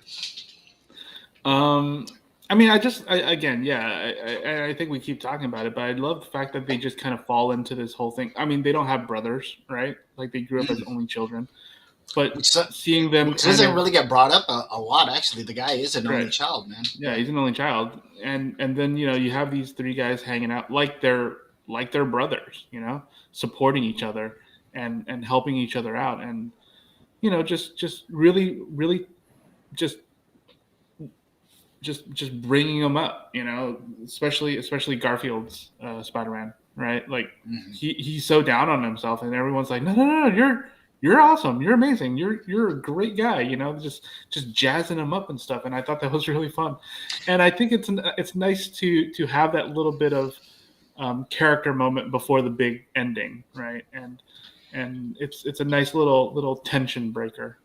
Let me throw So out a question for you real quick. That scene that you talked about there was very meta to me when he's talking about, no, you're great, you're amazing. A lot of people have said that Andrew Garfield is the weakest Spider-Man.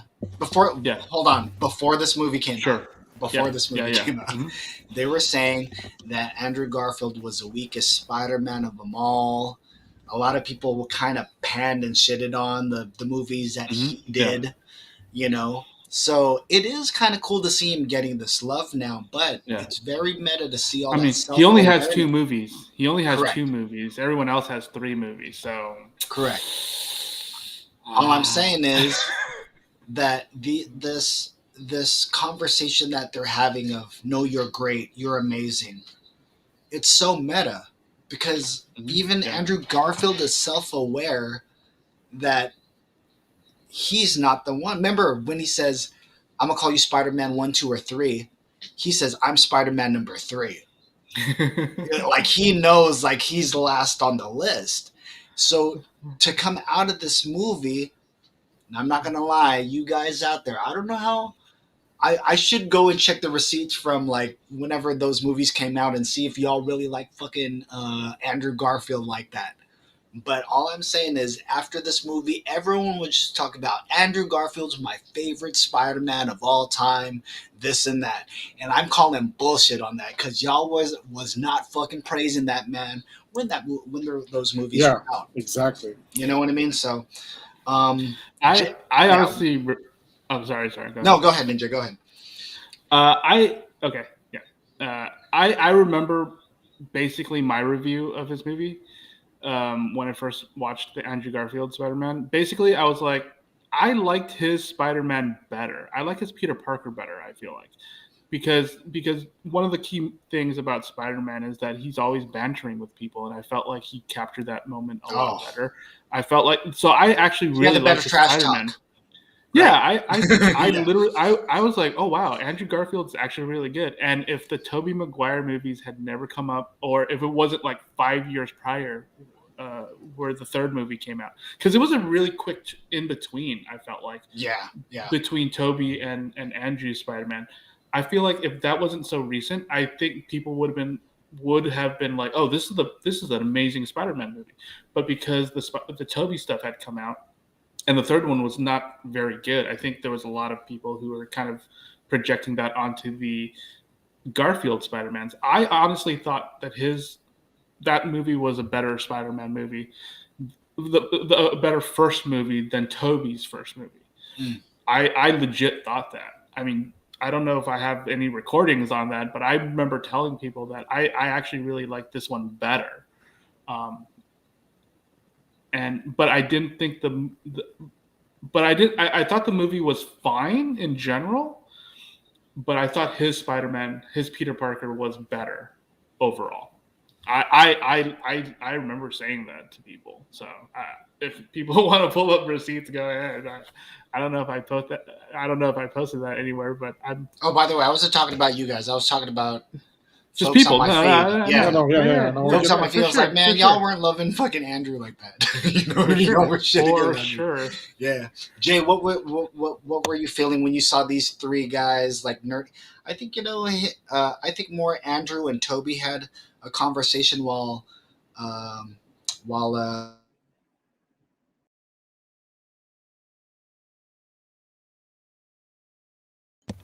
Oop, oop, oop, oop. I think Toby was more waiting.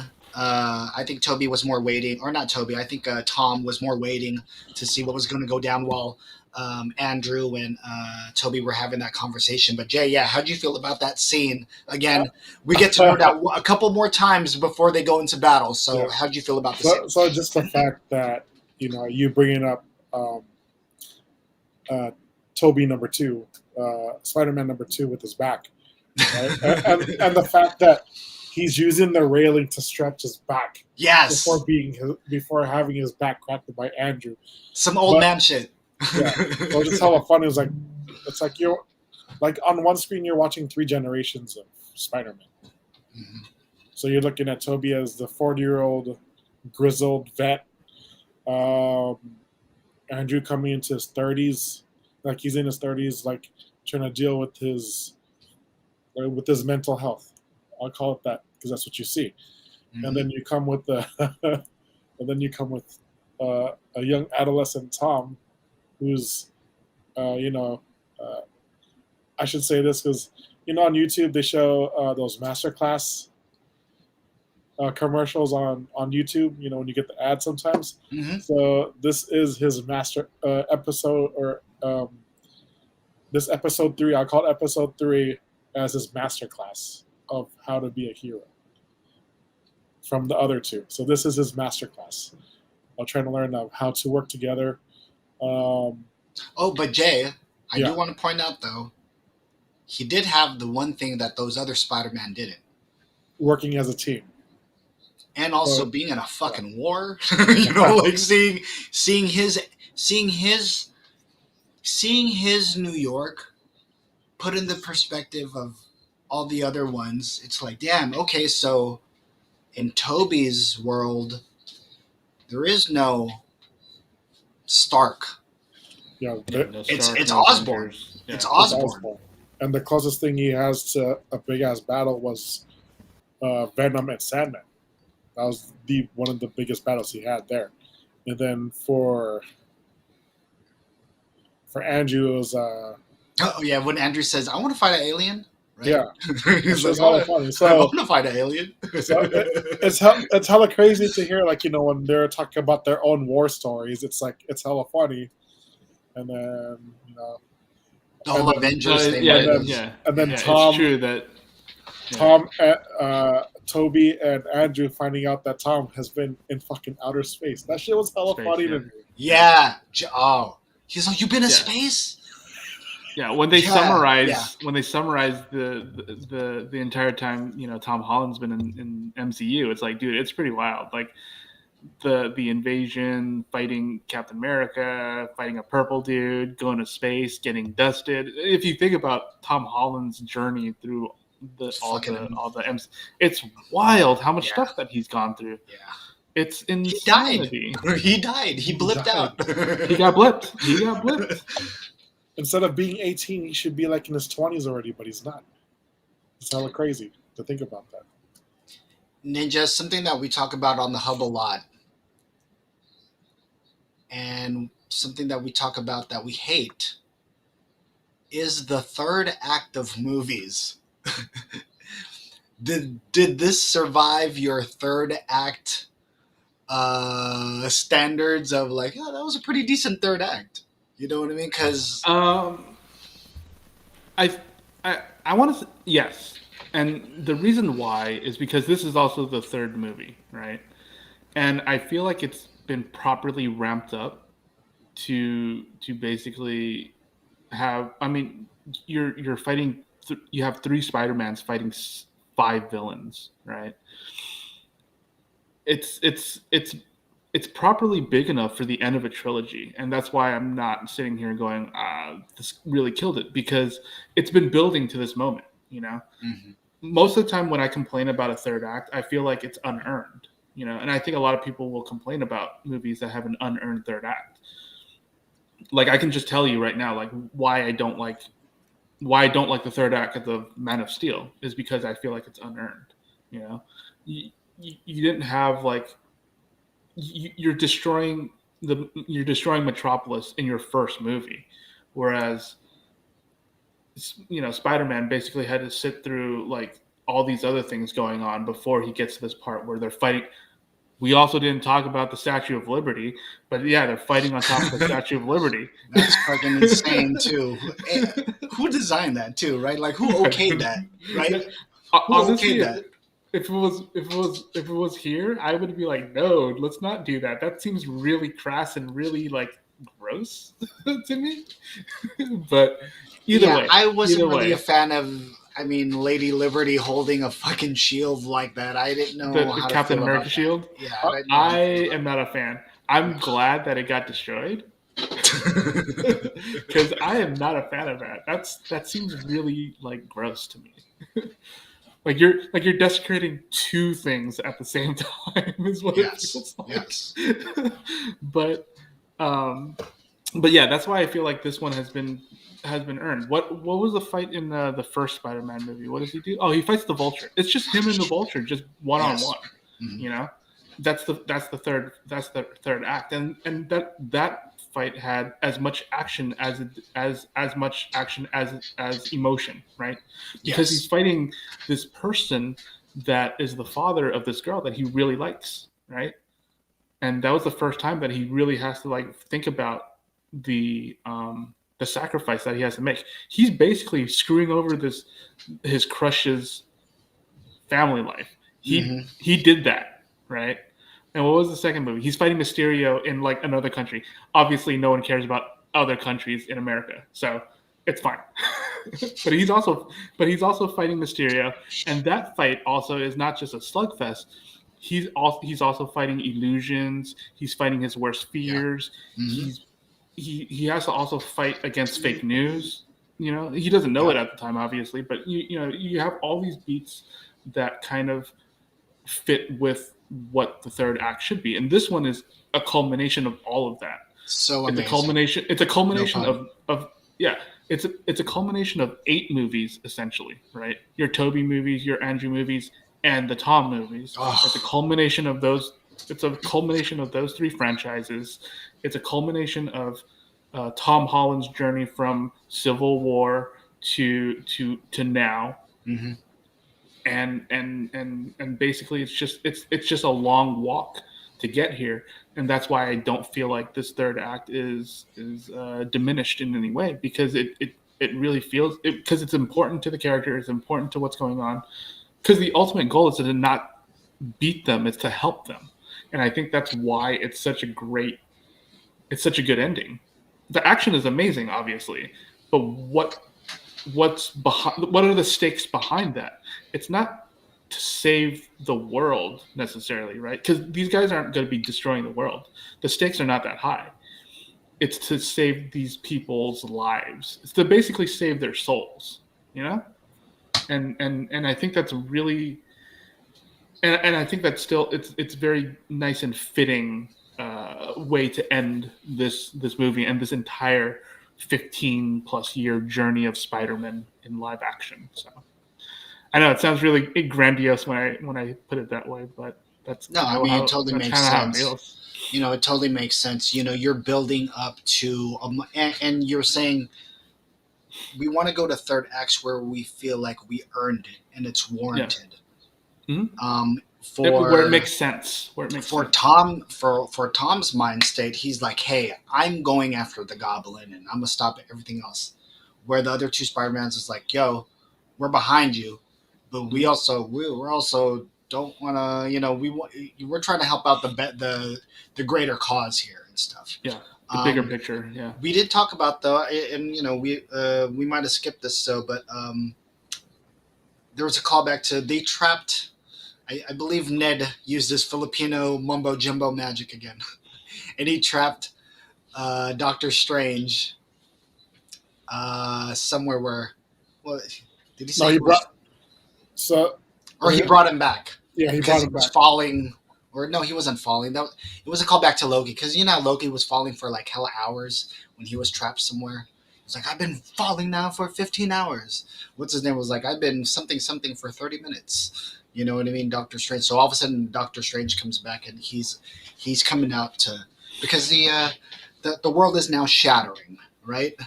Yeah. You know the Not world yet. is now shattering. yet. Right? Not Oh, yet. not yet. Okay. So So we go to go ahead, Jason. So we're So- fighting. We're in the midst of this fight. so after all the Peter Parker banter between all three of them, they hear all their spider senses go off.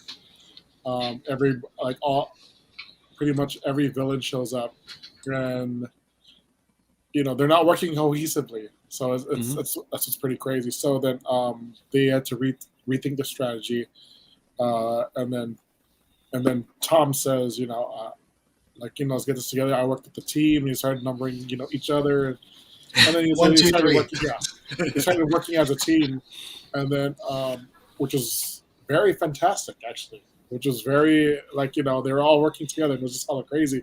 Well, at And then- first they kind of they it was almost like, oh shit, we gotta think about this real quick. Yeah. Right. They had that one moment where they're like, oh, it's not working, which I loved.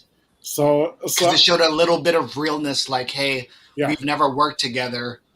We kind of fucked up the first How do 2 we minutes. do this? Yeah. we kind of fucked up the first 5 minutes. So let's do this right. And to me, one of the fucking coolest scenes to ever see on screen is three Spider-Men swinging at the same time, going having hella fun and shit. And it's just everybody's in sync, everybody's doing their own thing. And They're riffing on each other when one person is doing. It's like jazz, it feels like. Did jazz, you see that one move They're where just one Spider-Man swung both of them with his? That was just so badass. Like he had a web, and the two of the other guys were on it, and he just threw them. Like, all right, I'll sling y'all over there. They just had so many interactions going into that fight scene. So he threw. So Tom threw the cube to MJ when Ned did the sling ring to open the portal to where they're at the high school. But then, of course, Ned, still learning, did not know how to close the portal, which is hella funny. So of course the Lizard sees that and he walks in and starts chasing them. And then, of course, Tom's trying to protect them. So that's when Ned and MJ run into the other side where they're now in the Statue of Liberty. Statue of Liberty, yeah. And then he's trying to get out. So he's trying to get another portal to come out. And then that's when Dr. Strange comes back, takes the cube and the ring back. And then he's just surprised that Ned knows how to use it without any training. So I was like, okay. So then right before Steven's about to press the cube, I'm going into super detail. Go ahead. He sees that all the villains are being transformed back to their normal selves. And he's like, oh shit, he's doing all right, cool. So he's giving them time. So all they're waiting for is the Goblin to show up, and that's when he does show up looking like Harry Osborn in number 3, which is hella crazy. That was badass. Yeah. He kind of had that new look to him. Yeah, I love that. Yeah, but I like that he looks kind of messy. He doesn't have the sleek costume Yes. because he obviously destroys his costume. He looks like a raggedy hobgoblin, and I thought that was really cool. Yeah. And So he he also did that. kind of looked like an old school Green Goblin he's not in armor. It's just tattered It's like clothes. a vest or something. Yeah. He had pockets or something. Yeah. And what's crazy was when he threw all those pumpkin boomerangs at everybody, or the ninja blades, and then out of nowhere you see Octavius saving everybody, which is hella crazy. So then he joins the fight to help out all 3 Peters. So because he's cured.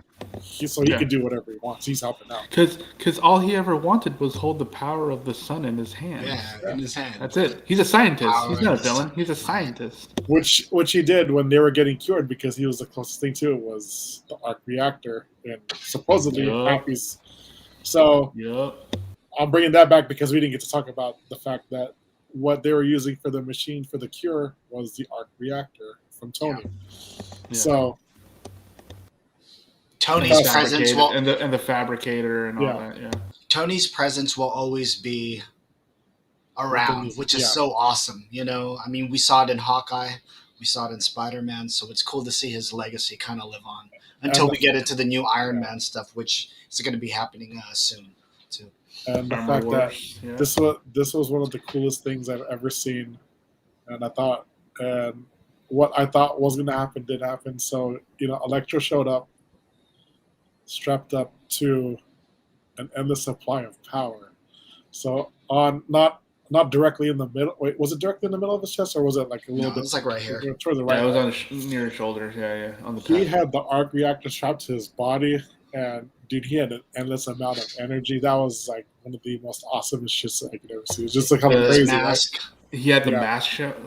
Oh my god! I was like, damn, that's dope, dude. And you know what, guys? He was another character that people shitted on in his version of Spider-Man. They didn't like the whole Electro thing. Very much not only redeemed himself, right? But he stayed a bad guy throughout the entire shit. So I love how there was like a secondary bad guy. We had Green Goblin, but like Electro was like, I don't know if I want to give up this power. Yeah, You know what this I is mean? too awesome. Yeah, Yeah. it's too awesome here. Yeah. And he was looking like he wasn't looking all busted like in the second movie, but he Jason. was just like, yeah, he even mentioned that. That shit was hella funny to me. Who was dude. it? But Yeah, who's yeah, the one yeah. who was the one that called him out on it? Someone in the made movie? fun of him. Look at you. You don't look like the way that It was you look Lizard. all ugly. It was Lizard. It was You don't look Lizard. all ugly Yeah. anymore. All Yeah. that stuff. Yeah. That was amazing.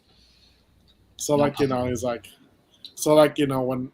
when he got cured at the end of the towards the end of the movie, it's like damn, I gotta go back looking hella busted. It's like, I mean, it's like I don't think like when you go back the way they were now, I think they're going back as they were now, right? Is that what I'm assuming? Yeah, I yeah. think so. They go back Okay. fixed. Yeah, they're Yeah. supposed to go back fixed. So just the entire fact that, and then the entire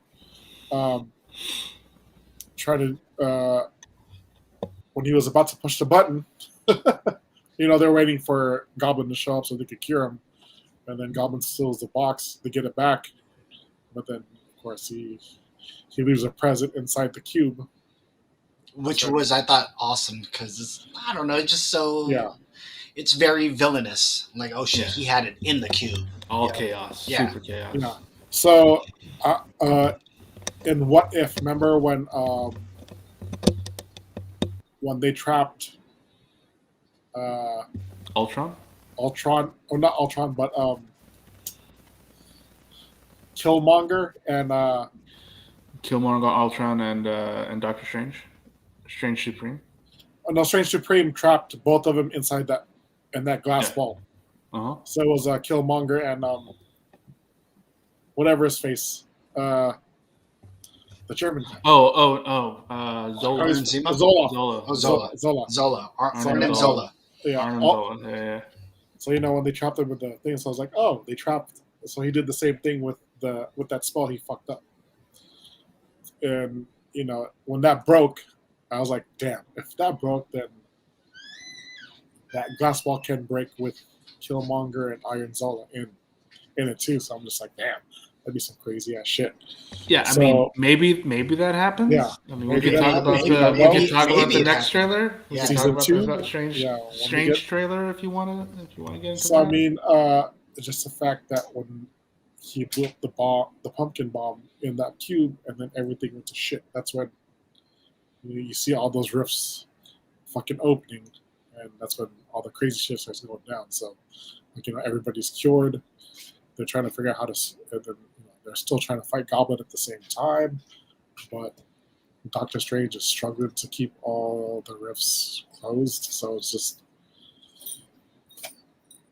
Yeah, the shadows started, or the silhouettes of the villains. all the Yeah. different Started villains popping are up. showing up. Yeah. Any ones that you guys noticed? I think a lot of people are like the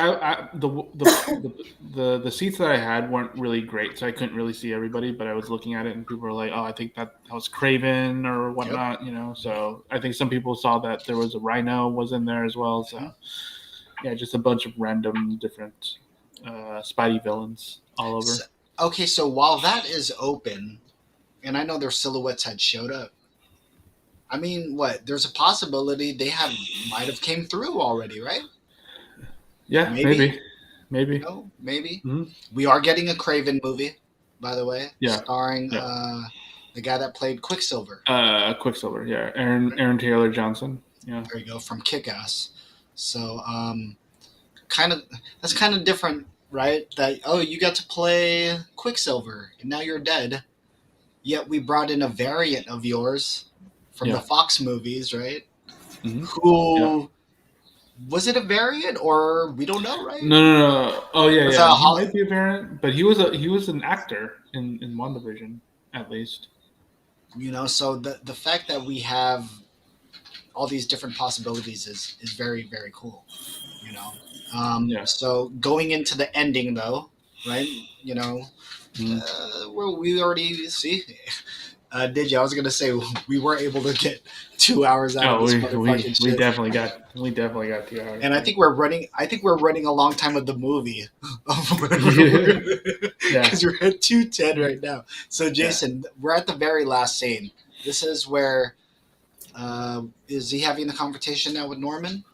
Basically, Yeah. This is a confrontation. At the same time, Doctor Strange is trying to hold the entire reality together with the rifts. Which was a bad scene. It looked Yeah. awesome how it looked like the world was just like a picture frame being broken, or you know what I mean? It just looked like very flat yet broke.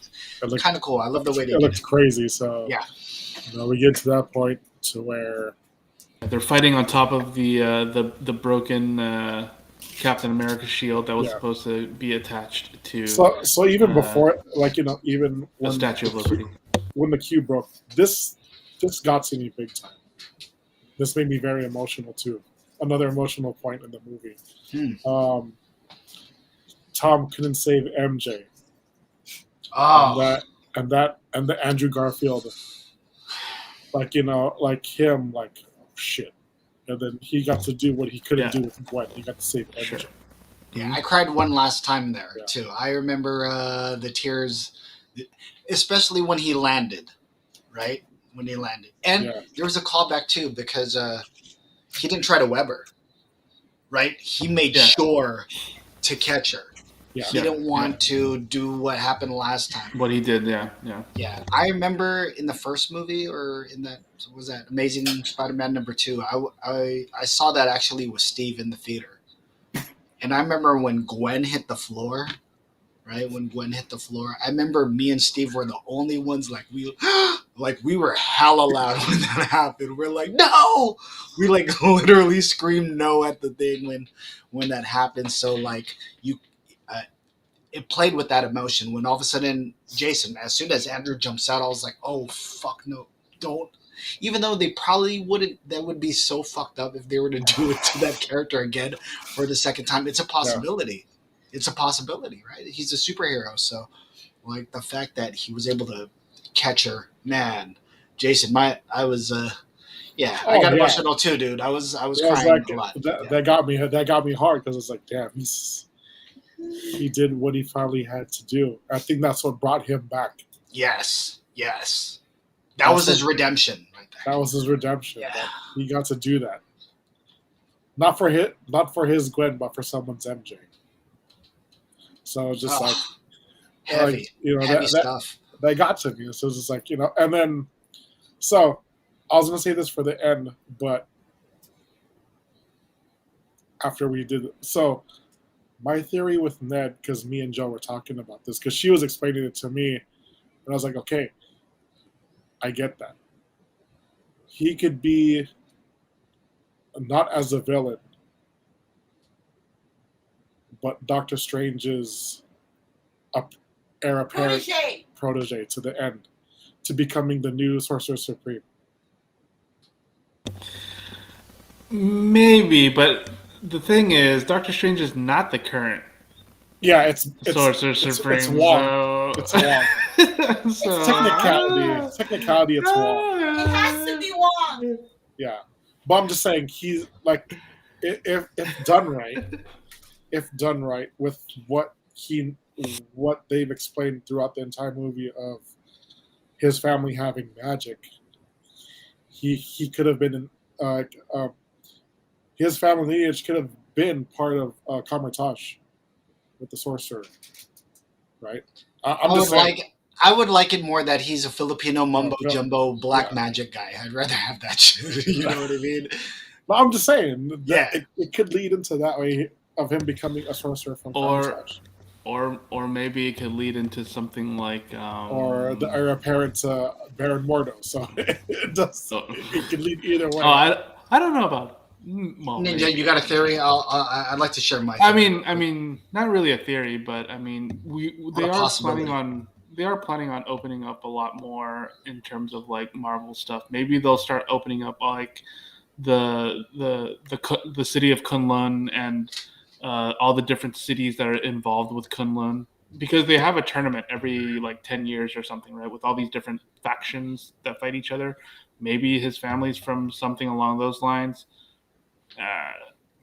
Just there's a lot of magic stuff that goes on over there. Could be something along that, but nothing in terms of like a real theory. I mean, obviously they're going to come back, but how are they going to? What's the future going to hold? I really hope they don't go the villain route, because that is kind of played already. So I want this is my thing. I do want that. I do want that route to go. And maybe for selfish reasons. As we all know, at the end of the movie, Peter says, "Hey, I don't want anyone to know that I'm Spider-Man." You know, and I know we might be jumping forward, so I know Jason had brought up that theory real quick. If people don't know he's Spider-Man, you know, they don't know he's Spider-Man, but he told MJ, he told Ned, "I'm gonna find you guys one day. I'm gonna find you guys," and he did. He found them and all that stuff, but instead of whatever, I'm gonna let them live their own lives. I don't want to put them in harm no more, which was cool. Yeah. One possibility. It's a very nice, quiet moment. Yes. One possibility, though, that could happen out of that is, well, they don't know he's Spider-Man. Mm-hmm. You know, they don't know. You know, so at this point, Ned has no attachment. He has no best friend named Peter Parker. You know? And all of a sudden, who knows? Like, what if he doesn't like the Spider-Man hanging around his friend MJ? Yeah. What if he finds the costume that Green Goblin left behind? What if he finds? What if he joins the Daily Bugle and he finds the symbiote? All I'm saying is Ned Leeds in the comic books wasn't even really a Hobgoblin in the fucking first place, but they made him out to be Hobgoblin and all that stuff. Mm-hmm. Yeah. I want to see an arc fulfill itself. He said, "Hey, I promise you, I'm your best friend. I'll never thing." But now the playing field's different. These guys aren't fucking friends. Everything's reset. Yeah. These guys are not friends. Mm-hmm. Who knows? Hey, Ned was just as smart too. I bet you he was a brainiac too. So I do want to see these guys go down. And if we're talking about the magic aspect of all that stuff, hey, he might be a hobgoblin that has maybe a little magic intertwined in him. You know, I would love to see it go down that route. I want to see a fucking prominent Filipino fucking dude, a villain. I don't want to have him play a sidekick to nobody. You know, I want to see this fucking Filipino dude go against Peter and be like, "Fuck you, it's time to go. I'm Hobgoblin, let's go." That's where I would like to see it. You know what I mean? He's played the sidekick so long. Yeah, you know? I don't think they're. I don't want him learning from Wong. You know what I'm saying? Yeah, I don't think they're going to go that route. I don't think they're going to go that route. Well, here's a theory that my cousin Ryan brought.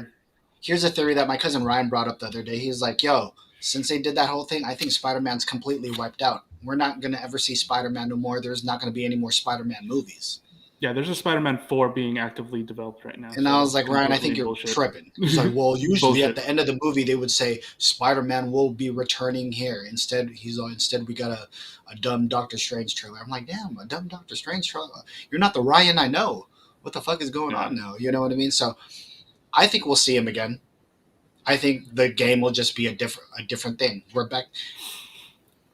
My takeaway he's from this reset. entire movie. He's reset. My takeaway from this entire movie is they took two of the most controversial stories ever in Spider-Man. One Moment in Time, and what's the other one? A New Day. Yeah, I think so. Okay, It's one more day. One more day. One More Day. So in those stories, which was critically panned, everybody hated it. Basically. Peter made a deal with the devil to save. Was it Aunt May?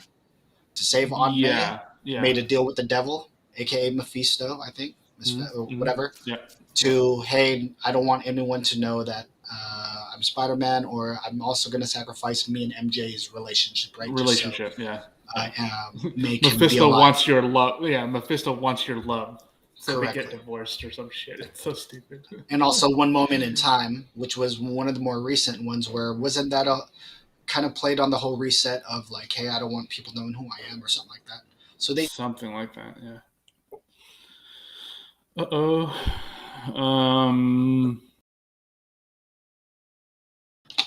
God. They took I can't really keep all the different storylines like straight, but yeah, go on. Yeah, they took two of the worst Spider-Man stories ever in comic books, and they somehow made it into this awesome movie that made $1 billion this past weekend and all that stuff. So kind of crazy to see that where we're at now. And we're getting to the end of the pod and also the end of the movie. But I completely love this movie. I thought the ending was dope. One aspect we didn't get to talk about was Toby was going to kill this guy. He was going to kill the Green Goblin. You know what I mean? Tom was. Oh, I'm sorry. Tom was going to kill the Green Goblin, and I love how Toby stops him.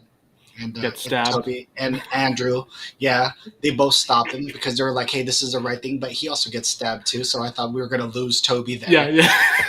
And I was like, "This is too much, Ninja." This is too much. If they killed him too, I was like, "Dude, this is."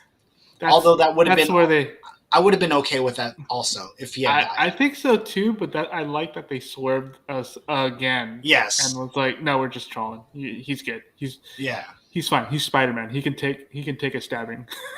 It's so stupid. And I also love didn't him and Octavius had a moment too where he's like, "I'm still trying," or something like that. I'm still like trying that. to. I can't remember. Yeah. So I love that whole interaction and all that stuff. What's up, Wee Woo? How are you? We're almost done with our episode, so I don't know if you and Kumu Carlita, thank you so much for dropping those virtual gifts on us here too. We're talking about Spider-Man No Way Home. So again, it was such an awesome thing to watch as a fan, to see your favorite moments kind of come on screen. That's what we all want to see, and they gave us so many moments here, and so many moments that were very meta. They gave us a meme, a freaking meme that they made into a movie too, or they put a scene into a movie. So there's just so much stuff. Any final words, Ninja, on No Way Home? Did you see it more than one time? No, I've only seen it the one time. I mean, with COVID, and then obviously Omicron's coming out. I even told my girlfriend, I was like, you know what? This is probably the last movie that I want to watch in theaters for a while until we figure out Omicron and all that kind of stuff. Though, someone brought it up. There's still a drive-in. You always do drive-ins. Yeah. Might do that if May comes around and Doctor Strange is when Doctor Strange comes out and COVID is still kind of an issue, which it probably will be. Maybe I'll go watch it at the drive-in or something. Well, again, we do have Morbius coming out in January. I'm gonna watch it though. I just want I I'm do gonna give it a want chance. to watch it. I Yeah. do want to watch it, but man, Morbius again, one of those C-list C-list hero. C-list heroes, and because it's more of a Sony thing than a Marvel thing, I'm like, because I don't think it's in the MCU, right? Same thing with, so I never watched the Venom movies because I've never been a fan of Venom, and I know people are like Tom Hardy's awesome, yada yada. I'm like, I just have no interest in Venom, and I don't really have any interest in Morbius. Did you see the Venom ending scene from the last one, Yeah, I saw it. where he sees Tom Holland's Spider-Man? Well, it's because he gets sucked into the MCU. Yes. He shows up, and then obviously that ties into the end credit scene that's in No Way Home. So Correct. But instead of fighting Spider-Man or going to look for him, instead, which I think a lot of people were a little bit disappointed by, but because instead he just hangs out at a bar. Yeah. Instead, he just hangs out at a bar, learns about the MCU that we know and love, and he gets zapped back into his thing. Mhm. So, which kind of kills off that Tom Hardy. But the hey, Tom Hardy Venom. The Tom Hardy Venom. But there's a possibility we might get a different kind of Venom.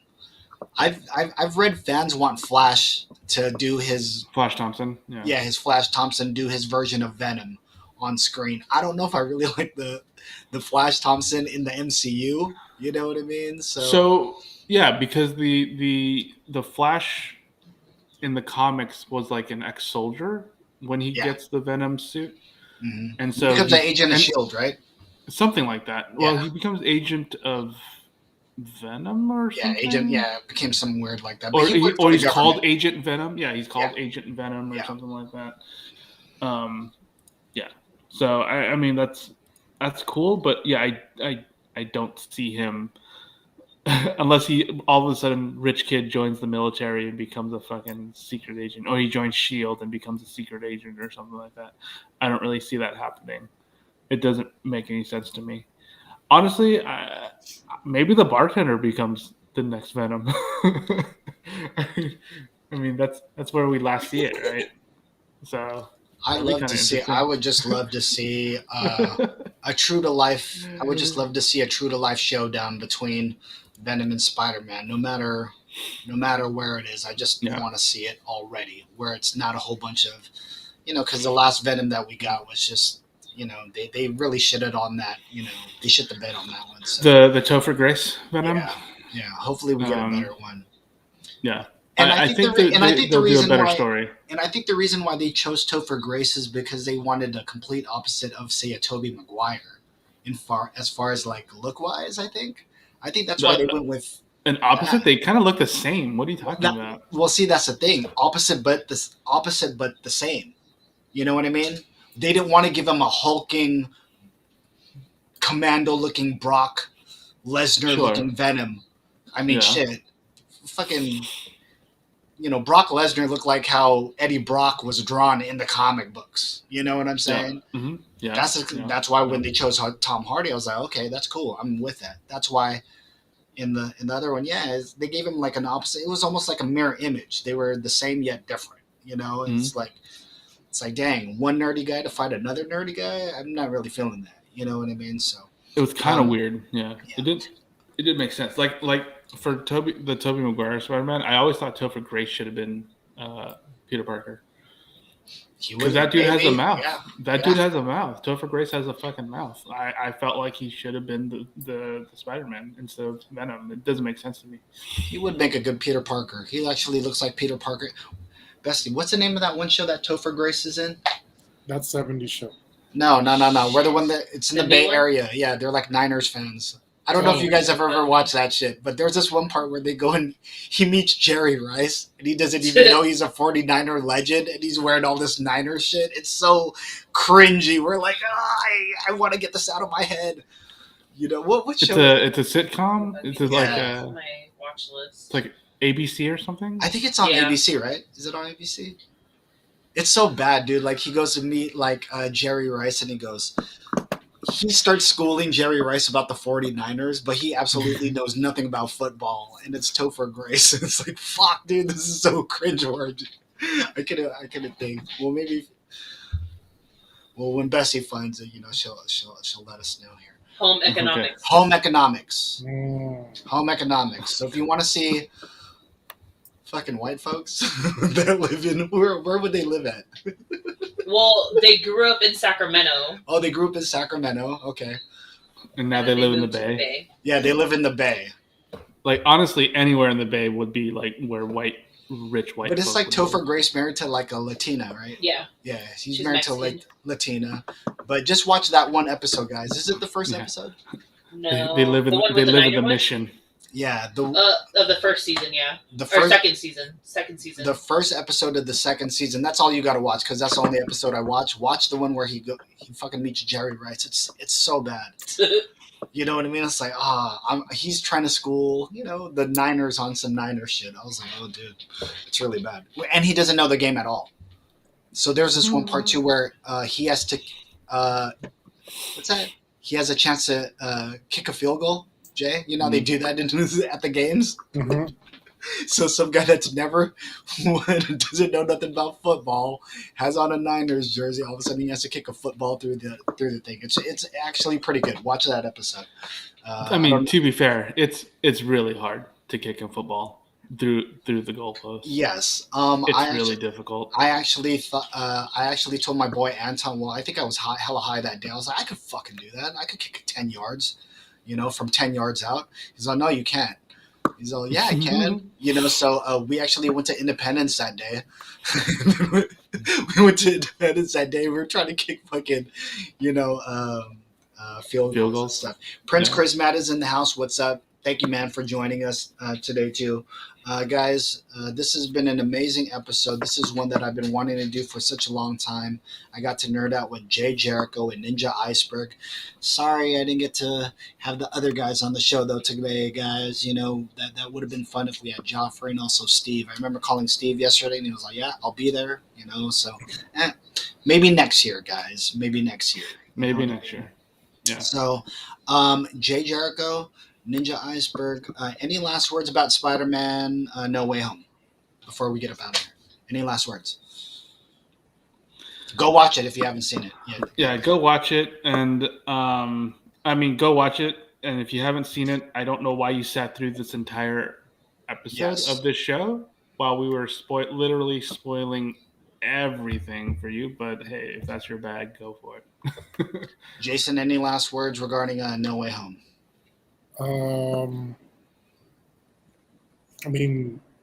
Like whatever. If you haven't seen it, go watch it. I mean, this is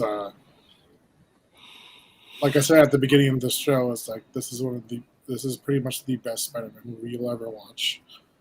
Jason, real quick, where does this rank in your personal list of comic book movies? Is it in your top 5, top 3, comic top book 10? movies or Marvel movies?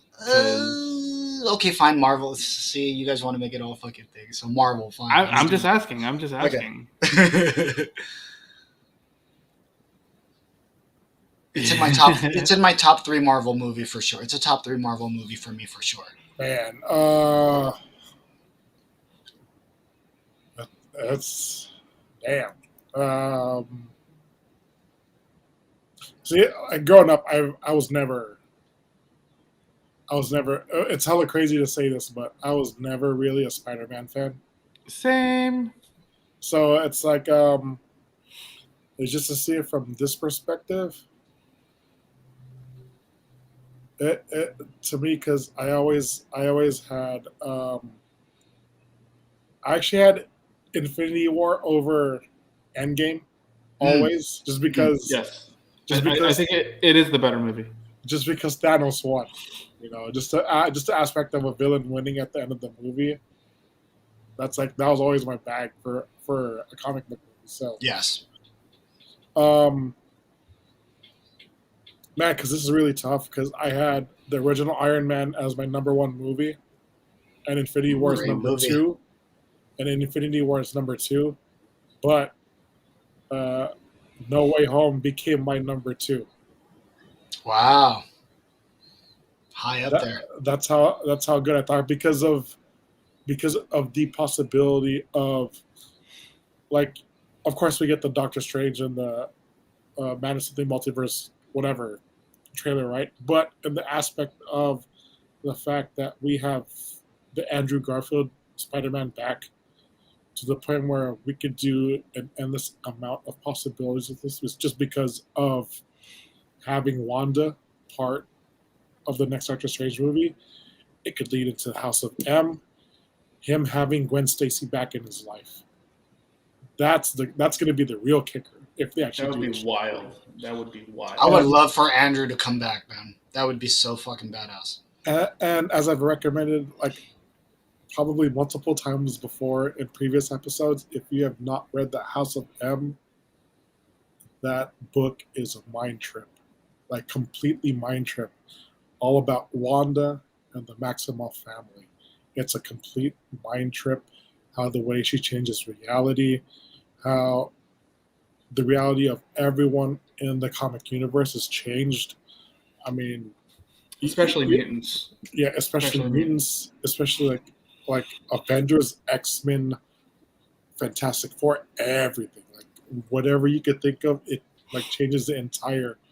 That's like one of the biggest landscaping changes in the comic book universe. So, I mean, just the fact that this is now a possibility within the MCU, being because to me, I think the best chemistry between Spider-Man and his love interest was always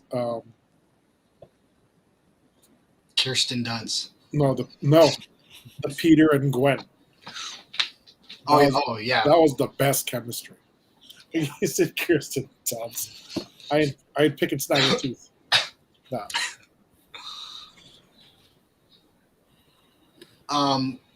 When you had brought up just WandaVision real quick, again, what Waldo posted here, spoilers for whatever we talk about and all that stuff. What if instead of saying no more mutants, she said, hey, where's the mutants? Yeah. No, it could go the other way. Yeah. Right? Sure. Instead of saying no more mutants, what if she says, where's the mutants? Or, hey, rise mutants and stuff, and all of a sudden you see something. Who knows? Yeah, that'd be kind of cool. Who knows? Yeah. Who knows? Again, AJ, what about you? Is this in your top 3? Is this the top 3, top 5, top 10 for you? Top 5 for sure, just because I really like the Captain America movies, especially Winter Soldier and Civil War. Great movies. So those are definitely right up there. The first Iron Man is always going to be up there as well. So yeah, it's a tough one, but for sure top 5. Again, also Ragnarok is up there as well. Like I really like the fun movies. Guardians of the Galaxy. I mean, there's just so many movies.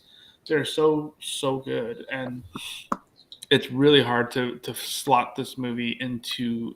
I honestly I don't know.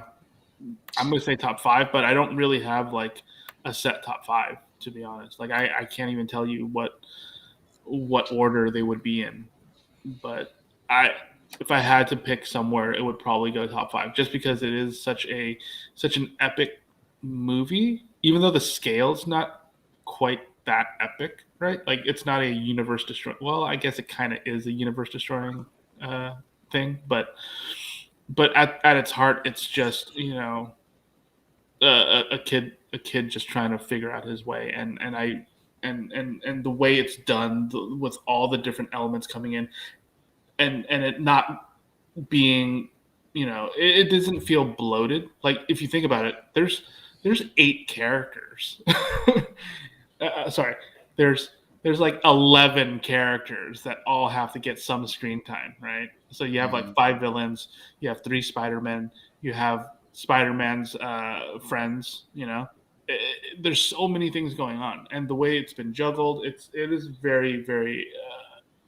It's in terms of technical achievement, it's pretty amazing how they were able to get all of those working together, how they were able to balance everything together, how they made it not feel like, it's over long, because there's no filler. Everything means something, right? Like sometimes you walk out of a movie, it's like, well, we could have shaved like parts here and there. And in this movie, it really felt like you needed as much of the 2.5 hours as you could possibly get to really hit on all the different story beats that are important to the characters.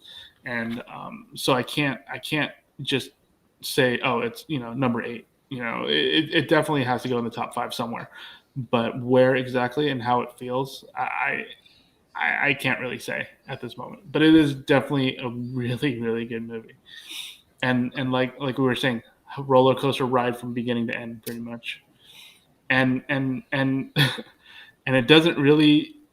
I mean, it sets up the next part, the next movie, sort of. But I still have no idea what Phase 4 is about. We know it's going to be about multiverse, but where are they going to go? How are they going to get there? It's still just kind of up in the air, you know. Phase 1 was Phase 1 through 3 was basically Thanos, right? Like the entire those 10 years were Thanos. Infinity Stones. We're going to get to Infinity Stones. We're going to get to Thanos. We're going to get to the snap or the blip. You know, we had a clear vision. Here, it's like, again, I have no idea, and that's what makes it super exciting to me. All these movies coming out still don't give me any kind of real, and TV shows still have no. It doesn't really give me a direction except for multiverse, and multiverse just means it could be anything. And that's why I feel like it's so exciting, you know, because you have your Loki, you have your WandaVision, you have your multiverse in Spider-Man. Then you throw in like Eternals. You have like you have Hawkeye. You have Yelena coming into Hawkeye. You have all these moving parts. Kang. You have Kang and from Loki. You have the TVA. Yeah. Like you have all these things going on. You have all these multiple timelines that you can pull from. You have all these alternate dimensions. You have literally the entire Marvel history to pull from. I have no idea what they're going to do with it. I'm excited cool. too.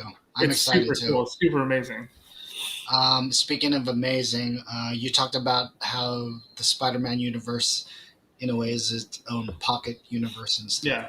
Yeah. Guys, I have a reco. Go watch all the Spider-Mans from fucking 1 to right now. Every Spider-Man movie that he's been in, it's fucking badass. You know, when you know where it's going, it's like you appreciate Toby. Yeah. You appreciate, you know, sad to say, you know, all those guys. Yeah, you appreciate all the work that they have put in. And then when you say watch something like Civil War, where, hey, Spidey's only there at the end, but hey, add that into it and continue it. Look at this run. That's why, man, I can't wait to have No Way Home available where I can watch it all the time. You know, I haven't bought a DVD. I haven't bought a Blu-ray in a long time, but that might be a Blu-ray that I actually buy because it was such an amazing film. So, guys, thank you guys for hanging out with us. Happy New Year to everybody there. From me, Jay, and Ninja. This has been an awesome year. I wish the guys were here, you know, so they could let you know we have fun doing what we do here. But we like the fact that us friends, me, Ninja, and Jay, we get to nerd out, you know, for the sake of nerding out. So if you happen to be on this journey and watching us, we appreciate you guys. You know, if you happen to be watching us on Kumu or on any other platforms, you know, we dig it. So, you know, for Joff and Steve, Happy New Year. You know, from them, you know, I'll say that, you know, so, hey, Happy New Year, guys. We will be back next year, correct? Sometime next year. Yeah. We will be back next year. You know what I mean? So, again, this is unless plans change and we do a crazy-ass show on this coming Friday, but we'll see. We never know. Unless you're doing something. Well, it's Cobra Kai, so I'm gonna get ready to watch all of Cobra Kai, dude. So, right. Dude, what else are you gonna do on the day? Well, we'll talk about it, but we'll see. We'll see. If anything, though, you will see us next year. Shout out to my man Charlie Mack. I appreciate you, bro. You just missed a great episode here. We talked about Spider-Man No Way Home. Watch the replay. You can watch us on the Elite X Kumu channel on YouTube. Go ahead and check that out. You can check us out on the Elite X channel, the Hub 408 channel on Facebook if you want to replay this. Guys, if you love podcasting. Twitch has the VOD yes, as well. And Twitch. Yes, Twitch and YouTube. So if you guys love podcasting, if you guys love guys hanging out and talking, you might like the Hub 408. So again, for Ninja Iceberg, Jay Jericho, myself, Ron Sara. Shit, we're out of here, guys. Thank you guys for joining us. Happy New Year. Thank you guys. Nerd out with us next year. We'll see you guys next year. And I'm gonna have this mustache like for the next like couple days. You feel me? We're out of here. Hey guys.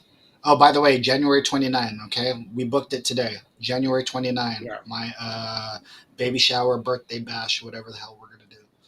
Right. And I'm thinking about making the theme almost kind of like a Comic Con. I don't know yet. We're gonna figure it out. All right, guys. So I was gonna say I'll see you guys Dang. next year. I'll see you guys Ninja better next. dress up, dude. No, we're not gonna dress up. We're not gonna dress up. Dress up as a nerd. I'm gonna dress up as a nerd. My shirt's gonna be a little too tight. I'm not gonna shower that day. Yeah, huh? Smell like what's that? Hot Cheetos and Gatorade, Yeah. right?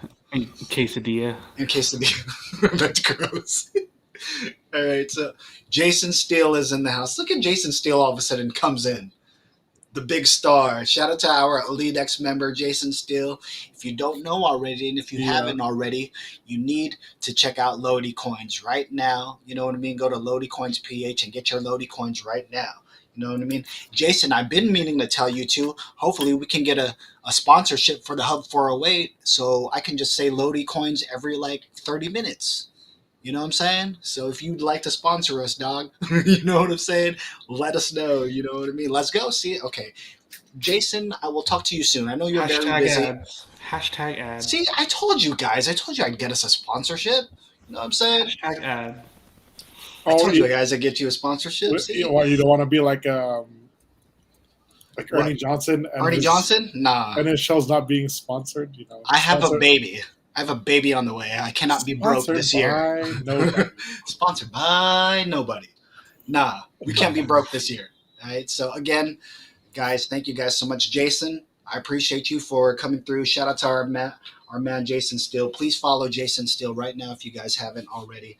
But we appreciate you guys. So again, my name is Ron Sara for Ninja Iceberg, Jay Jericho. This is a Hub 408, hopefully sponsored by Lodi Coins. You know what I'm saying? Hopefully. You feel me? So maybe, maybe, you know what I mean? I'll try to work on that. So again, we're out of here. Take care, guys. Hey guys, thank you for a wonderful episode. You know I've been wanting to fucking do this with you guys ever since Spiderman dropped. I'm sorry. Dude, it's okay. Dude, I was telling Bestie, I was like, hey, Jason said he just saw that shit. She's oh, he did? I was like, yeah. So I was like, dude, automatically we gotta do that the next episode. You know what I mean? So again, we're out of here. Thank you guys for hanging out with us. All right, peace, guys.